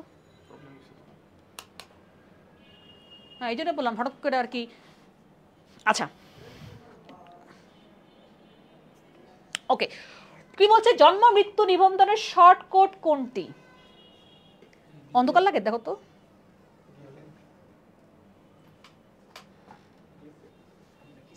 এই জন্য এটা মানে হঠাৎ করে আর কি নিভে গেছে। আচ্ছা, আমাকে দেখা গেলেই হবে, আমাকে না, এই যে বোর্ড দেখা গেলেই হবে, আমাকে না দেখা গেলেও হবে, এই বোর্ড দেখা গেলেই হবে। দেখো জন্ম মৃত্যু নিবন্ধন, এই জিনিসগুলো এখন প্রশ্ন আসে আমাদের, হচ্ছে গিয়া কিছু জরুরি সেবার নাম্বার আছে। ধরো তোমার অ্যাম্বুলেন্স লাগলো, তখন তুমি কোথায় ফোন দিবা? বা তোমার কোনো পুলিশের কোনো হেল্প লাগলো, তুমি কাকে ফোন দিবা? জরুরি সেবা কাকে ফোন দিবা? বা তুমি অসুস্থ, তুমি হঠাৎ তোমার জ্বর আসলো, এখন তুমি মানে ডাক্তারের কাছে যাবা না, তুমি ফোন দিবা, কোন ডাক্তারের সাথে কথা বলবা। আমাদের কিছু এখন জরুরি আমরা ফোন করতে পারি, আমাদের জরুরি সেবা আছে, জরুরি সেবা আছে আমাদের, ঠিক আছে? সেই জরুরি সেবাগুলো আমরা একটু পড়ি এখন। 999 এটা আমার জরুরি সেবা। সো যদি দেখো কোনো জায়গায় কোনো সমস্যা হচ্ছে, দিবা ফোন লাগায় 99-এ, ভাই আমার এখানে সমস্যা হচ্ছে, তাড়াতাড়ি আসেন। জরুরি সেবা প্লাস অ্যাম্বুলেন্স। ঢাকা ভার্সিটিতে প্রশ্ন আসে এসব জায়গা থেকে, অ্যাম্বুলেন্স, তোমার অ্যাম্বুলেন্স লাগবে। তুমি দেখবা অ্যাম্বুলেন্স যখন যায়, একটু রাস্তাঘাটে যখন চলাফেরা করবে, একটু চোখ কানটা খোলা রাখো, মুখটা না খোলা রাখলে হবে, তাহলে দেখবা, শুনবা, অনেক কিছু শেখা যায়। আমি কি শিখছি কি এগুলো বই থেকে? আমি অনেক কিছু আমার দেখে দেখে শেখা, তোমরা খালি মুখস্থ করছো বই থেকে, আমি দেখে দেখে শিখছি। অ্যাম্বুলেন্সের মধ্যে লেখা থাকবে, সামনে বড় বড় করে লেখা থাকে 999, দেখছো? আওয়াজ দাও তো দেখি, এবার এবার এবার চোখ যাবে তোমার অ্যাম্বুলেন্সের দিকে, যে হ্যাঁ তাই তো, আপু তো বলছিল 999। খালি মুখস্থ করার জন্য না, শিক্ষার জন্য শেখা উচিত। এবার আসো 1 62 63, 1 61 63, 1 61 52, অনেকগুলো আছে, বলো কি হবে? 1 61 52 হচ্ছে কি আমার জন্ম ও মৃত্যু নিবন্ধনের শর্টকট। মানে ফোন করবা তোমার কোনো সমস্যা হলে নিবন্ধনের জন্য, জন্ম নিবন্ধন, আমার বার্থ সার্টিফিকেট বের করবো, বার্থ সার্টিফিকেট জন্য কোনো আমার দরকার কোনো ইনফরমেশন, তুমি ফোন লাগাই দিবা, 1 61 52-তে ফোন লাগাবা, ঠিক আছে? 1 61 52। আচ্ছা এবার আসি 1 62 63,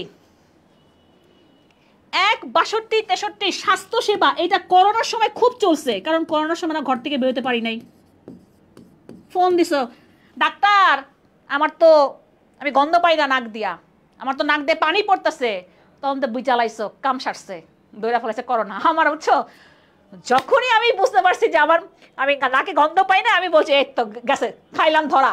তার আগে 2 দিন একদম নাক দিয়ে পানি পড়তেছিল, বাট যখন এখানে কোনো গন্ধ পাই না, কিরে কোনো গন্ধ পাচ্ছি না কেন, পরে বুঝছি ধরা খাইছি। 21 সালে আমার হয়েছিল, আমার হসপিটাল যাওয়া লাগছে।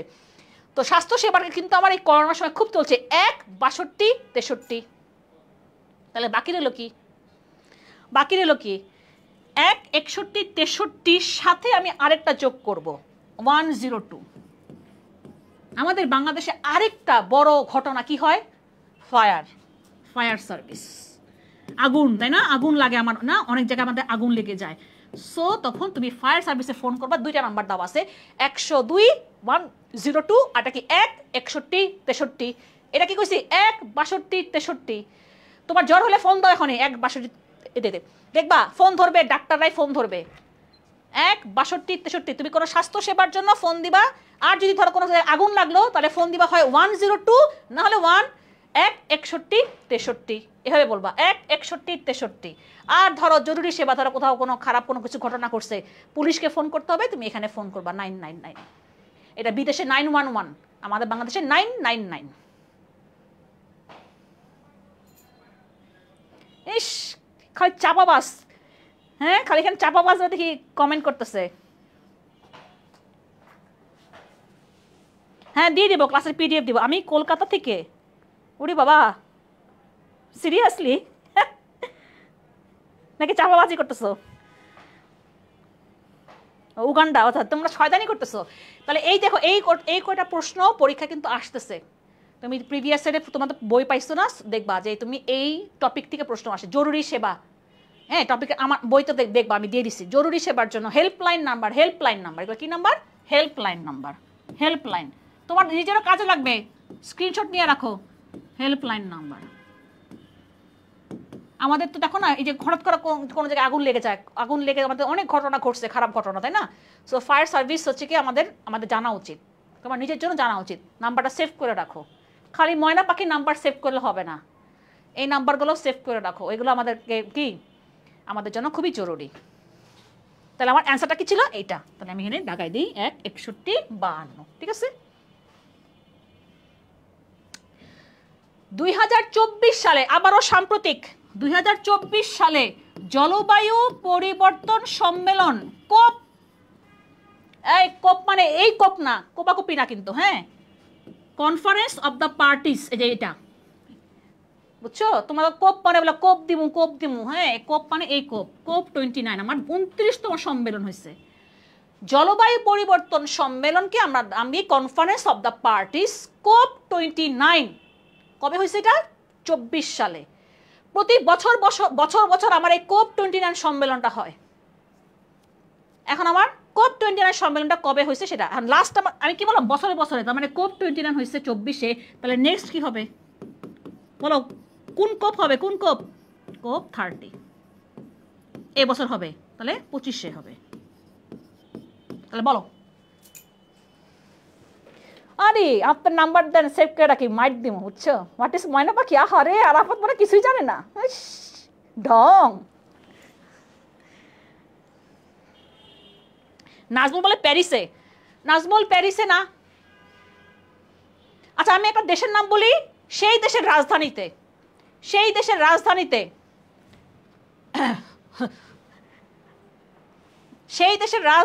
সেটা হচ্ছে গিয়ে আজারবাইজানের রাজধানী। এবার অ্যান্সার করো, কোপাকপি। হ্যাঁ, ও তুমি আবার জান পাখি বলো। আরিয়ান মাহমুদ বলছে, বলে জান পাখি কয়। কত নাম শুনতেছি তোমাদের, বাবারে বাবা। ভালোই, তোমরা সব তো গেঞ্জি পোলা পাই, তোমাদের কাছ থেকে অনেক কিছু শিখতেছি আমিও। তাহলে আজারবাইজানের রাজধানী বাকুতে আমার কোপ 29 সম্মেলন অনুষ্ঠিত হয়েছে। আমাদের প্রধান উপদেষ্টাও গেছিলেন কোপ 29-এ, প্যারিসে না, প্যারিসের বাকুতে। তাহলে নেক্সট হবে আমি 25 সালে, এই নভেম্বর সামনেই কোপ হবে। তোমাদের যারা হেক্সা স্বপ্ন দেখো, এখন বুঝে নাও কারা দেখে হেক্সা স্বপ্ন। এই পোলারা বল, কারা দেখে হেক্সা স্বপ্ন? সেই দেশে কি বেলেম ব্রাজিলে হবে। হেক্সা স্বপ্নে স্বপ্নে অনেক দিন পার করতেছে, কিন্তু আর স্বপ্ন আর পূরণ হয় না। ঠিক আছে, এখন দেখা যাবে যে কমেন্টে যুদ্ধ শুরু হয়ে যাবে। তাহলে কি হবে? বাকুতে, আর আবার নেক্সট হবে এই বছর বেলেম ব্রাজিল। আমার এটা ইম্পর্টেন্ট, এই বছর হচ্ছে। সো এই জন্য বলতেছি, দেখো আমাদের যে সম্মেলনগুলো না যখন হয় ওগুলো থেকে প্রশ্ন আসে। যেমন এই বছর আমার বিমস্টেকের সম্মেলন হয়েছে ব্যাংকক, থাইল্যান্ডে। তারপর আমরা এখন হচ্ছে গিয়ে বিমস্টেকের চেয়ারম্যানশিপটা পাইছি। সো এখন এগুলো গুরুত্বপূর্ণ। Baku, yes, 7 up. হ্যাঁ, যে কইছি এখন শুরু হয়ে যাবে মারামারি। মারামারি শুরু হয়েছে, স্টার্ট।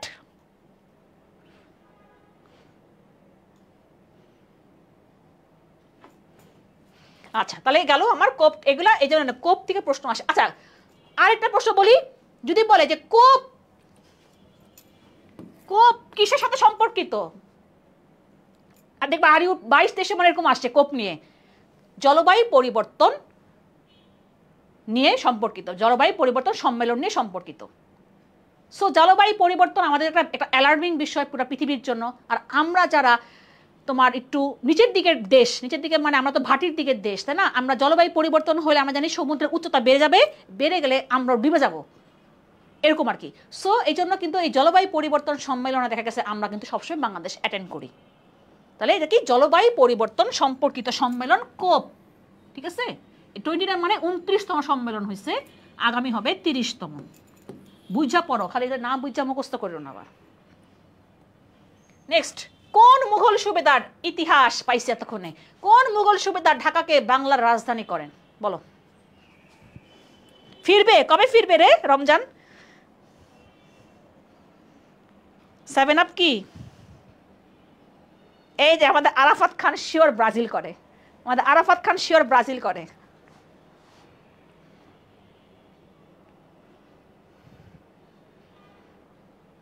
আচ্ছা, কোন মুঘল সুবেদার ঢাকাকে বাংলার রাজধানী করেন? যখন ঢাকাকে বাংলার রাজধানী করা হয় প্রথম 1610 সালে, তার নামটাই বলবা। প্রাইভেট গ্রুপে 2 দিন আগে আমি এটা নিয়ে পোস্ট করছিলাম, মানে কুইজ দিছিলাম। এখন যদি ভুল কর একদম পিটাম।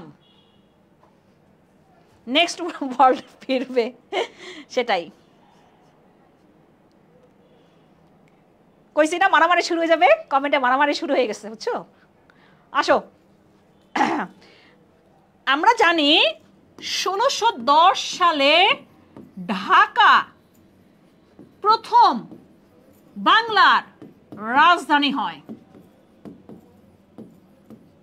তাহলে আরেকটা প্রশ্ন বললাম, তাহলে যদি প্রশ্ন আসে ঢাকা কবে বাংলার রাজধানী হয়, কবে? 1610 সালে। আমি এটা পড়াইছিলাম তোমাকে ইতিহাসে, ভুলে গেছো? আমি তো এমনিও পড়াই, কিন্তু তোমাদের ইতিহাসে আমি পড়াইছিলাম। তাহলে ঢাকা রাজধানী হয় কবে প্রথম? এই যে এখন ঢাকা বাংলাদেশের রাজধানী, ঠিক আছে? ঠিক তেমনি প্রথম হয়েছে 1610 সালে। তখন ঢাকার নামকরণ করা হয় জাহাঙ্গীরনগর। বলো তো কার নামে? ওই কার নামে করছে কও? এখন আমরা দেখতে পাই যাবি, আবার বিবি বলো না, হ্যাঁ যাবি, জাহাঙ্গীরনগর বিশ্ববিদ্যালয় নামটা ঠিক লেখানো আছে আমাদের, কারণ ঢাকার পূর্ব নাম আমার জাহাঙ্গীরনগর।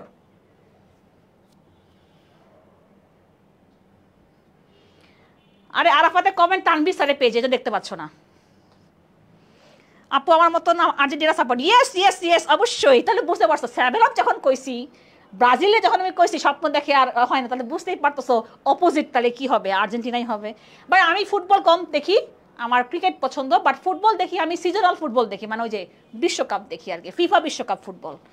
সামনে ইচ্ছা আছে, খুব ইচ্ছা, যদি দেখতে পারি সরাসরি, জানি না পারবো কিনা, বাট সামনে তো 26-এ হবে, কামেজুতে হবে, তাই না? কানাডা, মেক্সিকো, যুক্তরাষ্ট্র। খুব শখ আছে, কিন্তু জীবনে পূরণ হবে না, বাট শখ আছে যে যদি যেতে পারি তাহলে দেখবো আর কি, হয় কানাডা নাহলে যুক্তরাষ্ট্রতে। তো আসো আমরা যেটা ছিলাম। আচ্ছা, মুঘল আমলে বাংলা পুরাপুরি দখলে যায় সম্রাট জাহাঙ্গীরের সময়, ঠিক আছে?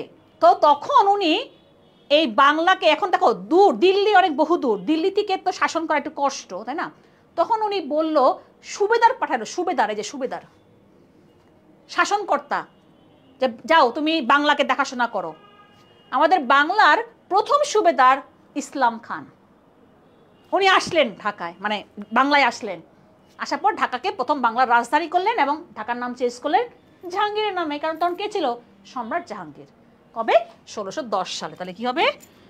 ইসলাম খান। ইসলাম খান আরটা কি করছে? দোলাই খাল নির্মাণ করছে।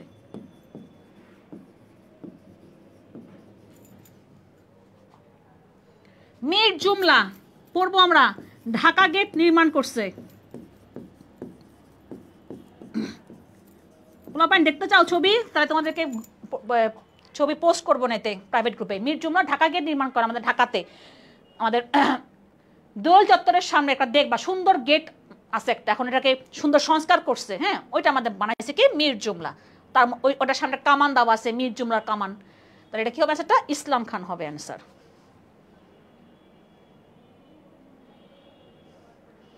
ওকে, তাহলে আমরা পেয়ে গেলাম ইসলাম খান ঢাকাকে বাংলা রাজধানী করছেন 1610 সালে। তারপর আর কি বললাম এখানে? জাহাঙ্গীরনগর। আর হচ্ছে কি এখানে, আচ্ছা, শায়েস্তা খান নির্মাণ করছে অনেক কিছু। লালবাগ কেল্লা, যদিও লালবাগ কেল্লা নির্মাণ কাজ শুরু করছিল শাহজাদা আজম, আওরঙ্গজেবের ছেলে, কিন্তু আমরা বলি নির্মাণ কাজ সমাপ্ত করছিল শায়েস্তা খান। তাই আমি লালবাগ কেল্লা লিখতেই পারি। ঢাকার লালবাগে লালবাগ কেল্লা, যেখানে কি আছে? তার মেয়ে বিবি পরীর সমাধি আছে। ঠিক আছে, অনেক কিছু বলা যায়। ঠিক আছে, অনেক কিছু একটা কোশ্চেন থেকে বাইর করলে তাই না অনেক কিছু বের করা যাবে। আসো, প্রশান্ত মহাসাগরীয় দেশ নয়, পৃথিবীর বৃহত্তম গভীরতম মহাসাগর প্রশান্ত মহাসাগর। এখন প্রশ্ন আসছে, প্রশান্ত মহাসাগরীয় দেশ নয় মানে আমার এই প্রশান্ত মহাসাগরে আমার যে যে দেশ আছে, ঠিক আছে, এখানে বলছে দেশ নয় কোনটি। আমি একটু অন্য কালার দিই। দেখো ভানুয়াতু, ওই দেখো লেখা আছে ভানুয়াতু। পালাও, এই যে পালাও আমার এখানে, পালাও পালাও, আবার পালায় যাও না তোমরা, আবার কারো নিয়ে আবার পালায় যাও না। নাম কি? পালাও। পালাওর জাতীয় পতাকার সাথে আমাদের জাতীয় পতাকার মিল আছে, বুঝছো? এটা পড়বো আমরা, পালাও। তারপরে আবার কি দিছি? ফিজি। এই যে ফিজি, এটা প্রশান্ত মহাসাগর, এটা আমার পুরো প্রশান্ত মহাসাগর, পৃথিবীর সবচেয়ে বৃহত্তম মহাসাগর। ভানুয়াতু, এই দেখো ভানুয়াতু, আল্লাহ কি বিশ্রী বিশ্রী নাম, দেখছো? ভানুয়াতু। টুভেলু, নিউজিল্যান্ড, এই যে অস্ট্রেলিয়া, এগুলো সব আমার প্রশান্ত মহাসাগরীয় দেশ। এখন বলবো আপু এতগুলো পড়া সম্ভব না। হ্যাঁ, আমিও পড়াই নাই। আমি কি পড়াইছি? মালদ্বীপ ভারত মহাসাগরের অন্তর্গত। তাহলে কি হবে অ্যান্সার বলো? মালদ্বীপ ভারত মহাসাগরের অন্তর্গত, তাহলে ঘ হবে অ্যান্সার। বুঝছো? ধরো তুমি পারো না, তুমি জানো না যে কি কি প্রশান্ত মহাসাগরীয় দেশ, তুমি জানো এটা। মালদ্বীপ কি? মালদ্বীপ কি বললাম আমরা? ভারত মহাসাগরে, ভারত মহাসাগরে। দেখছো?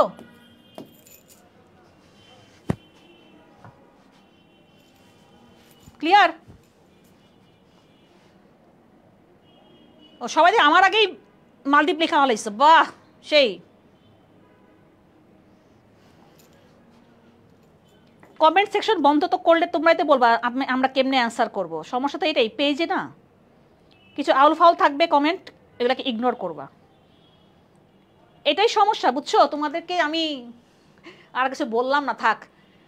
হ্যাঁ, আমরা আসি পরবর্তী কোশ্চেনে যাই। ওহো, একটা উক্তি আসছে, উক্তি। এই উক্তিটা যিনি করছেন তিনি ঠিক মারা যাওয়ার আগে এই উক্তিটা করছেন। কি বলছে?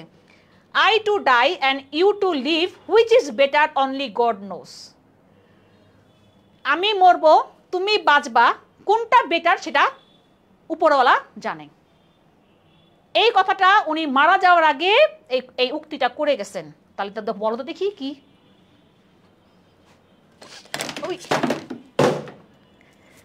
রে ভাই, সবকিছু ধুমধাম করে পড়ে যাচ্ছে। ইবনে বতুতা মালদ্বীপে অসংখ্য বিয়ে করে, তাই আমি এটা বলতে পারবো না এই ইনফরমেশনটা।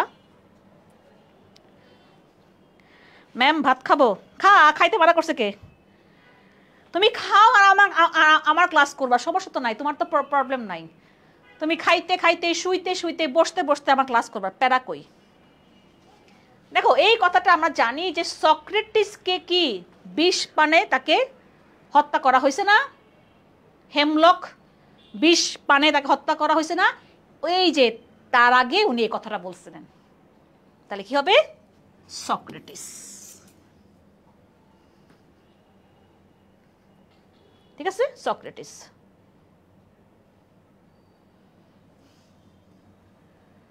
এবার আসো, জেরিকো শহর কোথায় অবস্থিত? জেরিকো, দেখো আমরা এখনো টিল, আমাদের এখনো টিল দেখো, ইসরায়েল ফিলিস্তিন, ইসরায়েল ফিলিস্তিন আমরা কনফ্লিক্ট শুনি। গত 2 বছরের মধ্যে এইখান থেকে আমরা দেখতেছি না গাজাতে কি অবস্থা, প্রতিদিন হামলা করতেছে, মানুষজন না খেয়ে মারা যাচ্ছে, ওখানে দুর্ভিক্ষ চলতেছে, খাওয়া যাচ্ছে না ওখানে। এই জন্য কিন্তু দেখো এই ইসরায়েল ফিলিস্তিন নিয়ে প্রশ্ন ঢাকা ভার্সিটিতে আমি পাইছি, আজকে আমরা পাচ্ছি। একটা শহরের নাম বলছে জেরিকো, শহরটা কোথায় অবস্থিত? আমরা জানি, দেখো জানো এই পুরাটা ফিলিস্তিন ছিল। পরে এই ফিলিস্তিন দেশের মধ্যেই ইহুদিরা মিলে একটা ইহুদি রাষ্ট্র গঠন করলো, ইসরায়েল 48 সালে। পরে সে আস্তে আস্তে দখল করা শুরু করলো, করতে করতে পুরাপুরি দেখো ফিলিস্তিনকে খেয়ে ফেলছে ইসরায়েল এই পুরাটা। হ্যাঁ, খালি মাত্র অল্প একটু জায়গা এখন কে পাইছে? দেখো পশ্চিম তীর এটা, আর এই দেখো গাজা, এই দেখো তো কতটুকু দেখছো, অল্প একটু স্ট্রিপ, গাজা স্ট্রিপ একটুকু, এটার উপরে তোরা হামলা করতেছে দেখো। এবং ওরা হামলা করতে করতে ওরা কি করবে? এটাকে খেয়ে ফেলবে।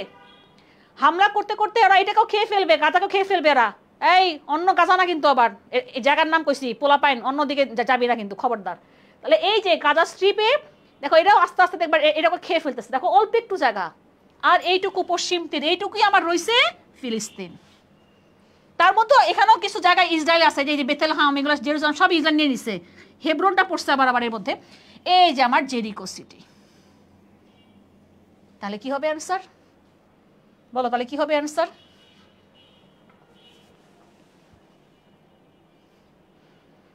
এই আমার হাত কয়টা? 2টা। আমি তোমাদের ক্লাস নিচ্ছি, এখন আমি কিভাবে ব্যান করবো পেজ থেকে? জানি কিছু কিছু থাকবে, এই একটা সমস্যা, যারা এগুলো করে তাদেরকে ইগনোর করবা। আমি ইগনোর করি, বুঝছো, কিছু করার নাই। এই হচ্ছে কি এটাই যে উত্তক্ত করো তোমরা, ইফ টিজিং যে করো, এই যে প্রমাণ এখানেই। তাহলে কি হবে? এটা প্যালেস্টাইন। ঠিক আছে, কি হবে? প্যালেস্টাইন।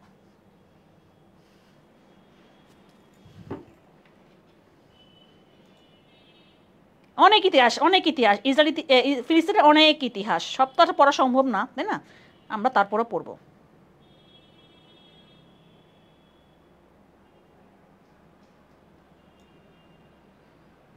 কেন ইসরায়েল বলতেছি দেখবা, আমরা যখন ক্লাসে বলবো তখন দেখবা এগুলো ক্লিয়ার হবে আর কি। তো যাই হোক, তাহলে আমরা পাইলাম জেরিকো সিটি পশ্চিম তীরের মধ্যে। আমরা জানি পশ্চিম তীরটা এখন আসলে কার কাছে?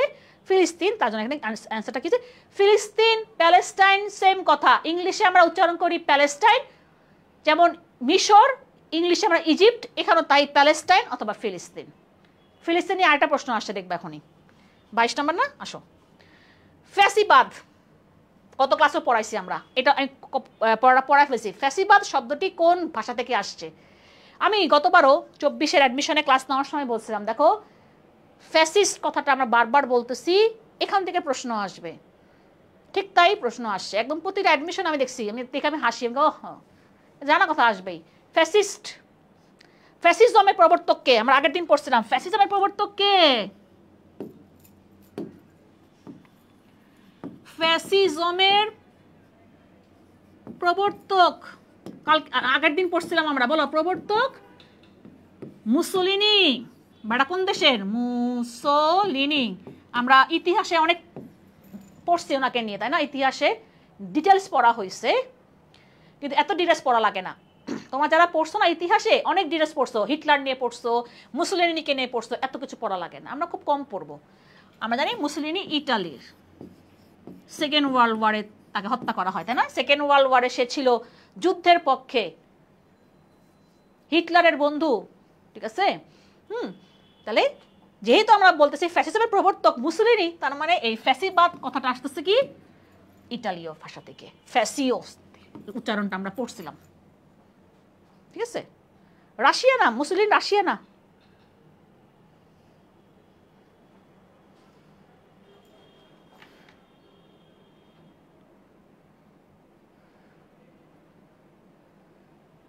তাহলে কি হবে? মুসোলিনি। এখানে আমি ইটালীয় ভাষা থেকে আসছে, ফ্যাসিবাদ, ফ্যাসিজম, ফ্যাসিও থেকে শব্দটা ফ্যাসিও। জাতিসংঘ ফিলিস্তিন দিবস পালন করে। দেখো আবারও আরেকটা প্রশ্ন আসছে ফিলিস্তিনকে নিয়ে। তাহলে খেয়াল করে দেখো যে তুমি এবার তো বুঝতে পারতেছো, একটু আইডিয়া হচ্ছে না। দুইটা প্রশ্ন সলভ করলাম আমরা, মানে গত ক্লাসে করলাম ডিইউ, আজকে করলাম আমরা আরইউ। একটু তো আইডিয়া হচ্ছে, তাই না?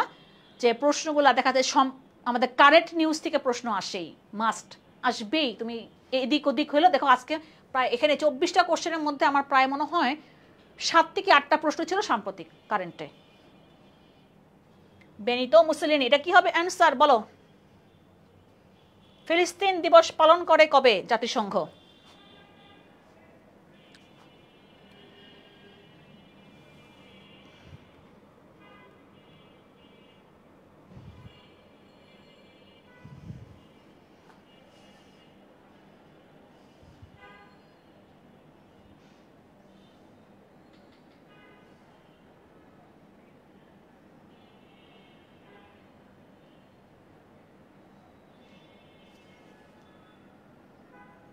দাঁড়াও, তোমাদের একটা কমেন্ট।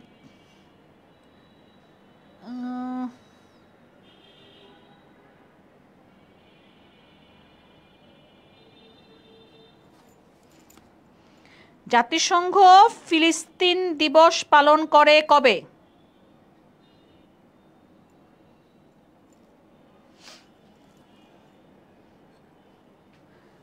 এটা হবে 29 নভেম্বর। কোথায়? এই যে এটা 29 নভেম্বর পালন করে, এই জন্য পরীক্ষাটা আসছে তো সম্প্রতি, হ্যাঁ নভেম্বর মাসে পালন করা হয়েছে, এই জন্য এটা প্রশ্নটা আসছে। আচ্ছা 24টা প্রশ্ন আসছে একটা শিফটে, আমি অন্য শিফট থেকে আরো 6টা প্রশ্ন নিয়ে আসছি। তাহলে চলো আমরা দেখি অন্য শিফটে কি প্রশ্ন আসছে। বর্তমান অন্তর্বর্তীকালীন সরকার গঠিত হয়। নামের পিছনে তো ইতিহাস নাই, কিন্তু কিছু ইনফরমেশন, যেমন শায়েস্তা খানের আমলে 1 টাকায় 8 মণ চাল পাওয়া যেত, এরকম তোমার মানে এরকম ইনফরমেশন আছে আর কি। প্রতি মাসে কারেন্ট অ্যাফেয়ার্স পড়া লাগবে না, কারেন্ট অ্যাফেয়ার্স আমি তোমাদের ক্লাসে পড়াই দিব।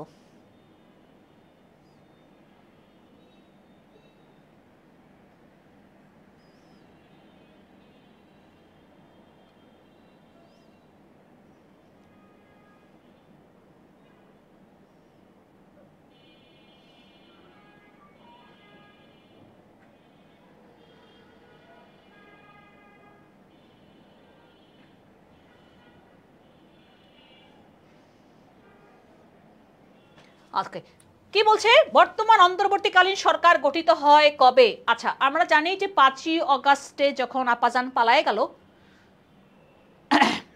আমরা এখন এই 5ই অগাস্টকে আমরা পালন করি জুলাই গণ অভ্যুত্থান দিবস।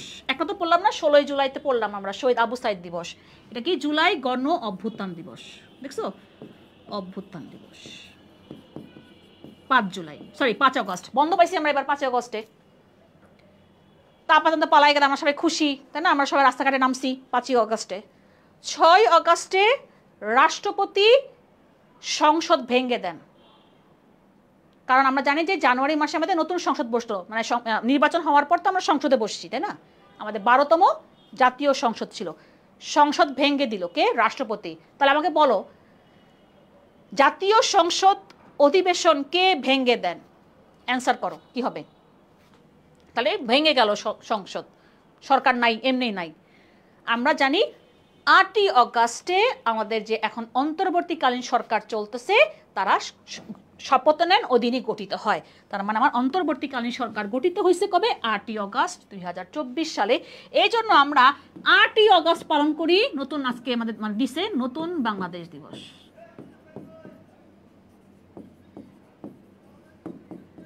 নতুন বাংলাদেশ দিবস। দেখো তাহলে 5, 6 আর 8 আমাদের জন্য গুরুত্বপূর্ণ।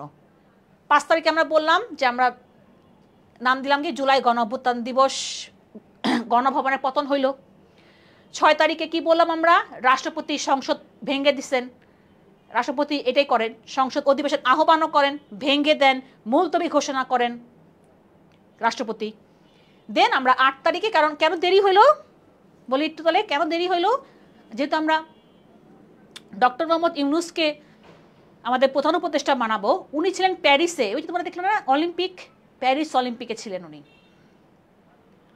উনি প্যারিসে ছিলেন, উনি প্যারিস থেকে ঢাকায় এসেই রাতের বেলা 8 তারিখে রাষ্ট্রপতির নিকট শপথ গ্রহণ করেন। তার মানে আমাদের বাংলাদেশের প্রধানমন্ত্রী, যেহেতু আমরা প্রধান উপদেষ্টা সমতুল্য, তাই না, আমাদের বাংলাদেশের প্রধানমন্ত্রী কার নিকট শপথ নেন? রাষ্ট্রপতির নিকট। এটা একটা প্রশ্ন, তুমি দেখবে গ্রামে পড়াবো আমরা, তারপর আমি বললাম আর কি, যেহেতু চলে আসলো আর কি, আমরা দেখছি যে রাষ্ট্রপতি বঙ্গভবনে গেছেন, বঙ্গভবনে গিয়ে ওনারা শপথ নিয়েছেন। এখন আমাদের বর্তমানে অন্তর্বর্তীকালীন সরকারে আমাদের কয়জন? সব মিলে 23 জন উপদেষ্টা, প্রধান উপদেষ্টা সহ, যার মধ্যে আমরা আগের দিন পড়ছিলাম, তোমাদের পড়াইছি না নারী উপদেষ্টা 4 জন, এই তোমাদের পড়ালাম না কারে পড়াইলাম? তাহলে নারী উপদেষ্টা কয়জন? 4 জন। ওকে, তাহলে কি হবে? 8ই আগস্ট। বিশ্বের প্রথম এআই শিশুর নাম কি? তোমরা কত এখন এআই দিয়ে কত কিছু বানাই ফেলাও, বাবারে বাবা, দেখলেই ভয় লাগে। হ্যাঁ,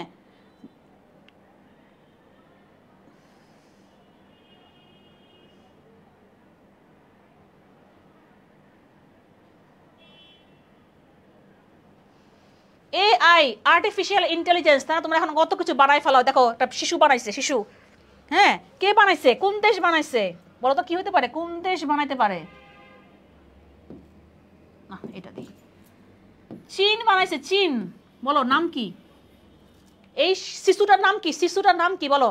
কংকং, টংটং, কিংকং নাকি পংপং? আচ্ছা দেখি কে পারে এটা। আমি বলবো আল্লাহ, এগুলো প্রশ্ন আসছে, জি এগুলাই প্রশ্ন আসছে। এটাও সাম্প্রতিক, এটাও কারেন্ট, এটাও রিসেন্ট, এটাও রিসেন্ট। প্রথম এআই শিশুর নাম কি বলো? কি হবে অ্যান্সারটা? কে পারছে দেখি? টং টং, কে বলে টং টং? ডিউতে আসছিল, এটা ডিউতে আসছিল, আমি তো পড়াই না, এটা আসছিল মানে এই বছর কোনো না কোনো জায়গায় আসছিল এটা। কে বলে কং কং? আচ্ছা দেখি সবাই অ্যান্সার করতে থাকো। টং টং নাকি পং পং? নামগুলো সুন্দর তাই না?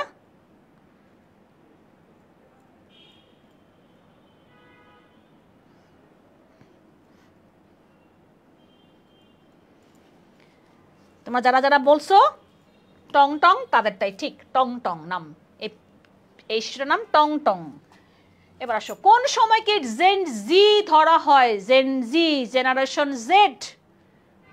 আমি বলছি গেঞ্জি, এই গেঞ্জি পিপল বলো তোমাদের বয়সটা কোথায়? এই যে এই জিনিসটা আমরা জীবনও পড়াই নাই, জীবনও পড়াই নাই। কখন আসলো? এই যে তোমাদের জুলাই আন্দোলনে জেনজি পোলাপাইন, গেঞ্জি পোলাপাইন আসলো, তোমরা আন্দোলন করলা, তোমরা তো তোমার গেঞ্জি পিপল, তখন থেকে এই জেনারেশন জেড এই কোশ্চেনটা আসছে। 2 বার আসছে এবার অ্যাডমিশনে, আর ইউতে আসছে, আরেকটা জানি কোথায় আসছে, হ্যাঁ 2 জায়গায় আসছে এটা।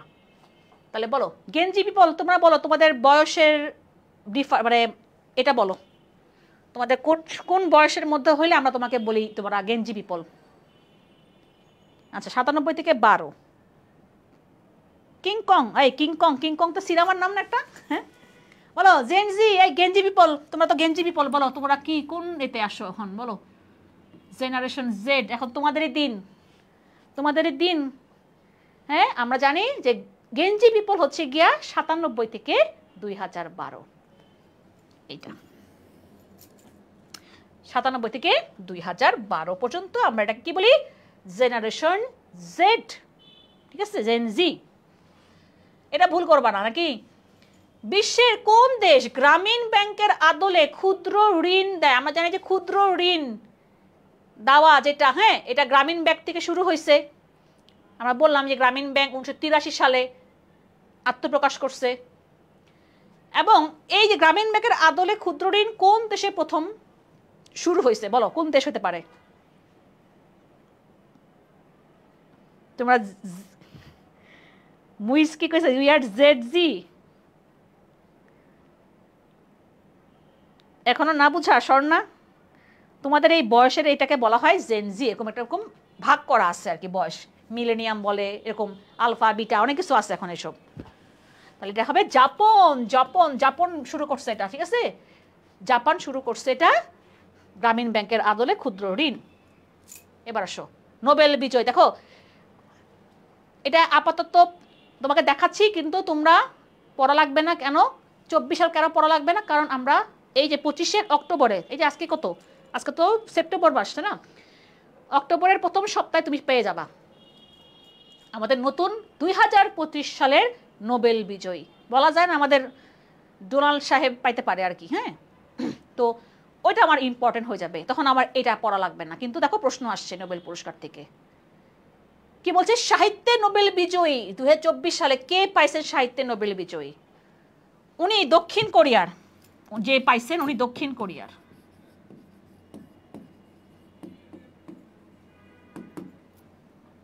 ওনার একটা বিখ্যাত উপন্যাস আছে, বা শুধু উপন্যাসের জন্য দেয় নাই, অল ওভার দিচ্ছেন। বলো নামটা কি হবে?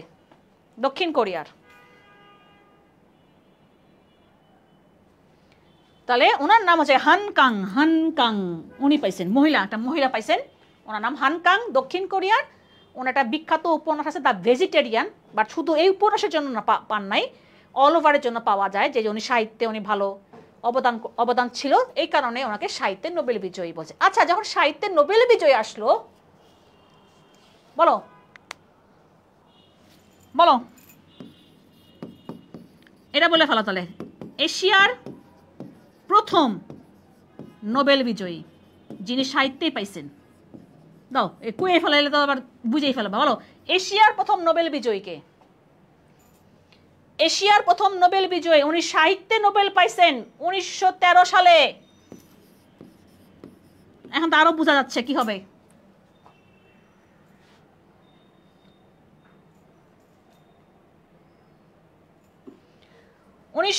সালে এশিয়া থেকে প্রথম নোবেল বিজয়ী যিনি সাহিত্যে নোবেল বিজয়ী, দ্য সং অফারিংস, যেটার বাংলা গীতাঞ্জলি কাব্যগ্রন্থ, বা ইংলিশে সং অফারিংস, তার মানে কি রবি ঠাকুর। সাহিত্যে পাইছে না? সাহিত্যে পাইছে।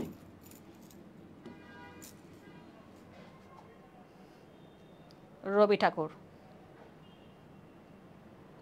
আর একটা মজার বলি, তারপর আমরা লাস্ট প্রশ্ন যাবো গা। আমরা দেখলাম যে যিনি সাহিত্যিক তিনি নোবেল পাইছেন, সাহিত্যে নোবেল পাইছেন। রবি ঠাকুরও সাহিত্যিক, উনি সাহিত্যে নোবেল পাইছেন, তাই না? দেখি সাহিত্যে নোবেল পাইছেন। এখন একটা মজার কথা শুনবা, একজন রাজনীতিবিদ হয়েও, মানে একটা পলিটিশিয়ান, একজন রাজনীতিবিদ হয়েও সাহিত্যে নোবেল পাইছেন কে? একটু কোশ্চেনটা একটু কঠিন হতে পারে, আমি পড়াবো তোমাদেরকে কেন, যেহেতু আসলো যে উনি সাহিত্যিক না, কিন্তু উনি সাহিত্যে নোবেল পাইছেন। যেমন আমাকে নিয়ে তোমরা কও আপনি ইঞ্জিনিয়ার হয়ে আপনি ইতিহাস পড়ান, আমার কথা হচ্ছে যে তুই পড়া বুঝোস কি না, এটা হচ্ছে কথা, তাই না? আমি পড়াই যদি খারাপ, তাহলে বলতে পারো ঠিক আছে আমি খারাপ পড়া, আমি কিছু জানি না, তাহলে বলতে পারো, কিন্তু তা তো না, তাই না? তো আমি বললাম যে একজন রাজনীতিবিদ হয়েও সাহিত্যে নোবেল পাইছেন কে? কে বলতে পারবা? অ্যান্সার করো দেখি, কেউ বলতে পারবা? এখানে নাই, এখানে অপশন নাই, আমার মুখের কথা আমি অ্যান্সারটা বলি।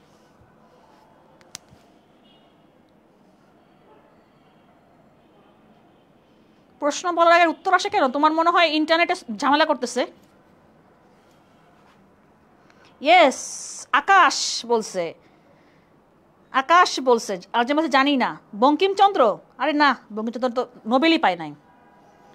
একজন রাজনীতিবিদ হয়েও সাহিত্যে নোবেল পাইছেন, তোমরা অনেকেই বলতেছো উইনস্টন চার্চিল। ওয়াও, তোমরা কি আবার চ্যাটজিপিটি ঢুকাইছো নাকি? উইনস্টন চার্চিল ইংল্যান্ডের প্রধানমন্ত্রী ছিলেন সেকেন্ড ওয়ার্ল্ড ওয়ারের সময়। তো সেকেন্ড ওয়ার্ল্ড ওয়ারের পর চার্চিল একটা বই লিখছিলেন, the history of second world war.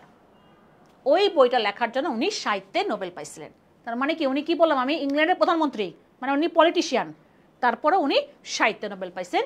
The history of second world war, উনি হিস্ট্রি মানে সেকেন্ড ওয়ার্ল্ড ওয়ার নিয়ে হিস্ট্রি বই লিখছেন আর কি, সেই জন্য উনি পরবর্তীতে 53 সালে গিয়ে উনি সাহিত্যে নোবেল পাইছিলেন। ঠিকই বলছো, উইনস্টন চার্চিল। এবার লাস্ট প্রশ্ন, বাংলাদেশে আশ্রিত রোহিঙ্গা শরণার্থীদের জন্য সর্বোচ্চ সাহায্য এসেছে কোন দেশ থেকে? শরণার্থী, রিফিউজি, শরণার্থী, রিফিউজি। তার মানে আমাদের বাংলাদেশের রোহিঙ্গারা কি, আমাদের বাংলাদেশে আমরা ওকে আশ্রয় দিছি, ও আশ্রিত অবস্থায় আছে, এই জন্য আমরা বলি ওকে শরণার্থী।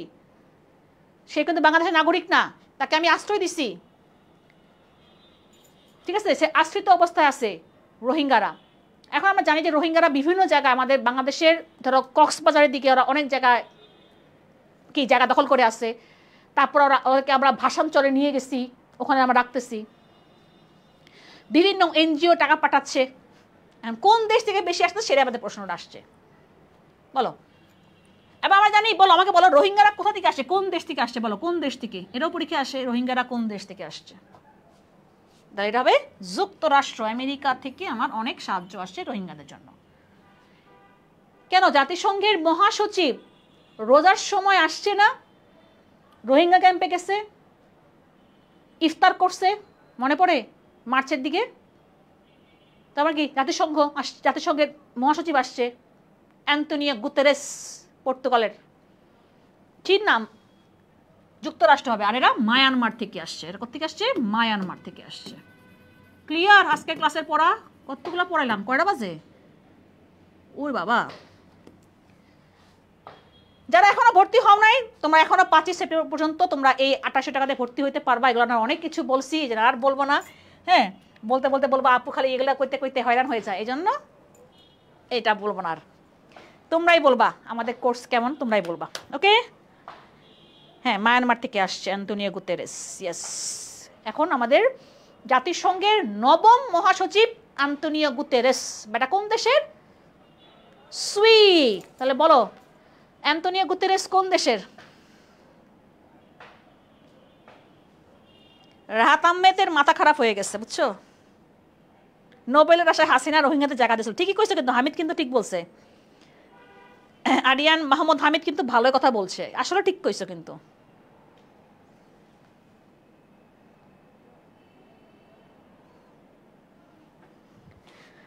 ওকে, শেষ। 30টা আমরা পড়াইলাম, 30টা তো না, আমার তো চেয়েও আমরা বেশি কোশ্চেন আমরা পড়াইছি, তাই না? তাহলে আমরা আজকে আরইউর কোশ্চেনগুলো দেখলাম, এখন তো বুঝতে পারতেছো যে প্রশ্নগুলো আসলে কিভাবে হয়। তার মানে সাম্প্রতিককে আমাকে একটু ভালোভাবে ট্যাকেল দিতে হবে, কারণ আমরা দেখলাম যে সাম্প্রতিক থেকে প্রশ্ন হয়। তোমরা চাইলে হবে, আসিয়া আক্তার যদি চাও এরকম ফ্রি ক্লাস, আমি এই জন্যই বললাম তোমাকে যে আমরা এরকম কোশ্চেন অ্যানালাইসিসের ক্লাসগুলো একটু ফ্রিতে রাখতে চাচ্ছি। তোমরা রাজি থাকলে আমরা ক্লাসগুলো কন্টিনিউ করব। আমাকে অ্যান্সার দাও, কন্টিনিউ করবো কিনা একটু বলো।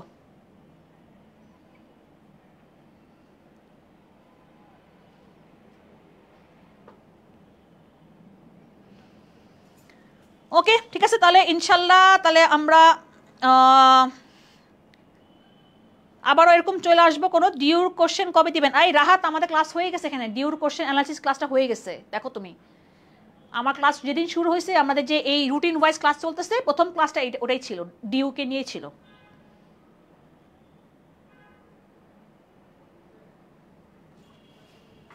কি কয় এ, কি কয় রে? অ্যান্সার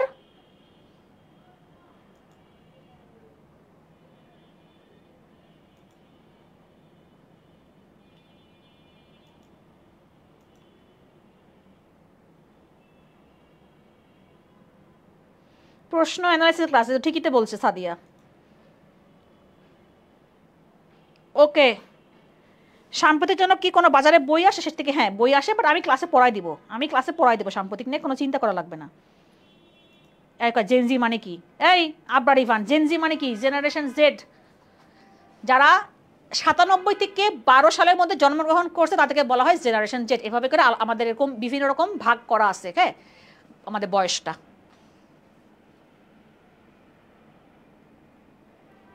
ওকে, ঠিক আছে। আচ্ছা, তুমি নতুন আর যে রাহাত, আমি ভাবলাম ডিজে রাহাত নেই। হ্যাঁ, আমাদের ক্লাস হয়েছে, ডিউ নিয়ে হয়েছে, ইংলিশ হয়েছে, সামনে বাংলা হবে। ওকে, তাহলে আজকে এই পর্যন্ত শেষ, ইনশাল্লাহ আবার দেখা হবে কোনো না কোনো ক্লাসে, ঠিক আছে? আল্লাহ হাফেজ।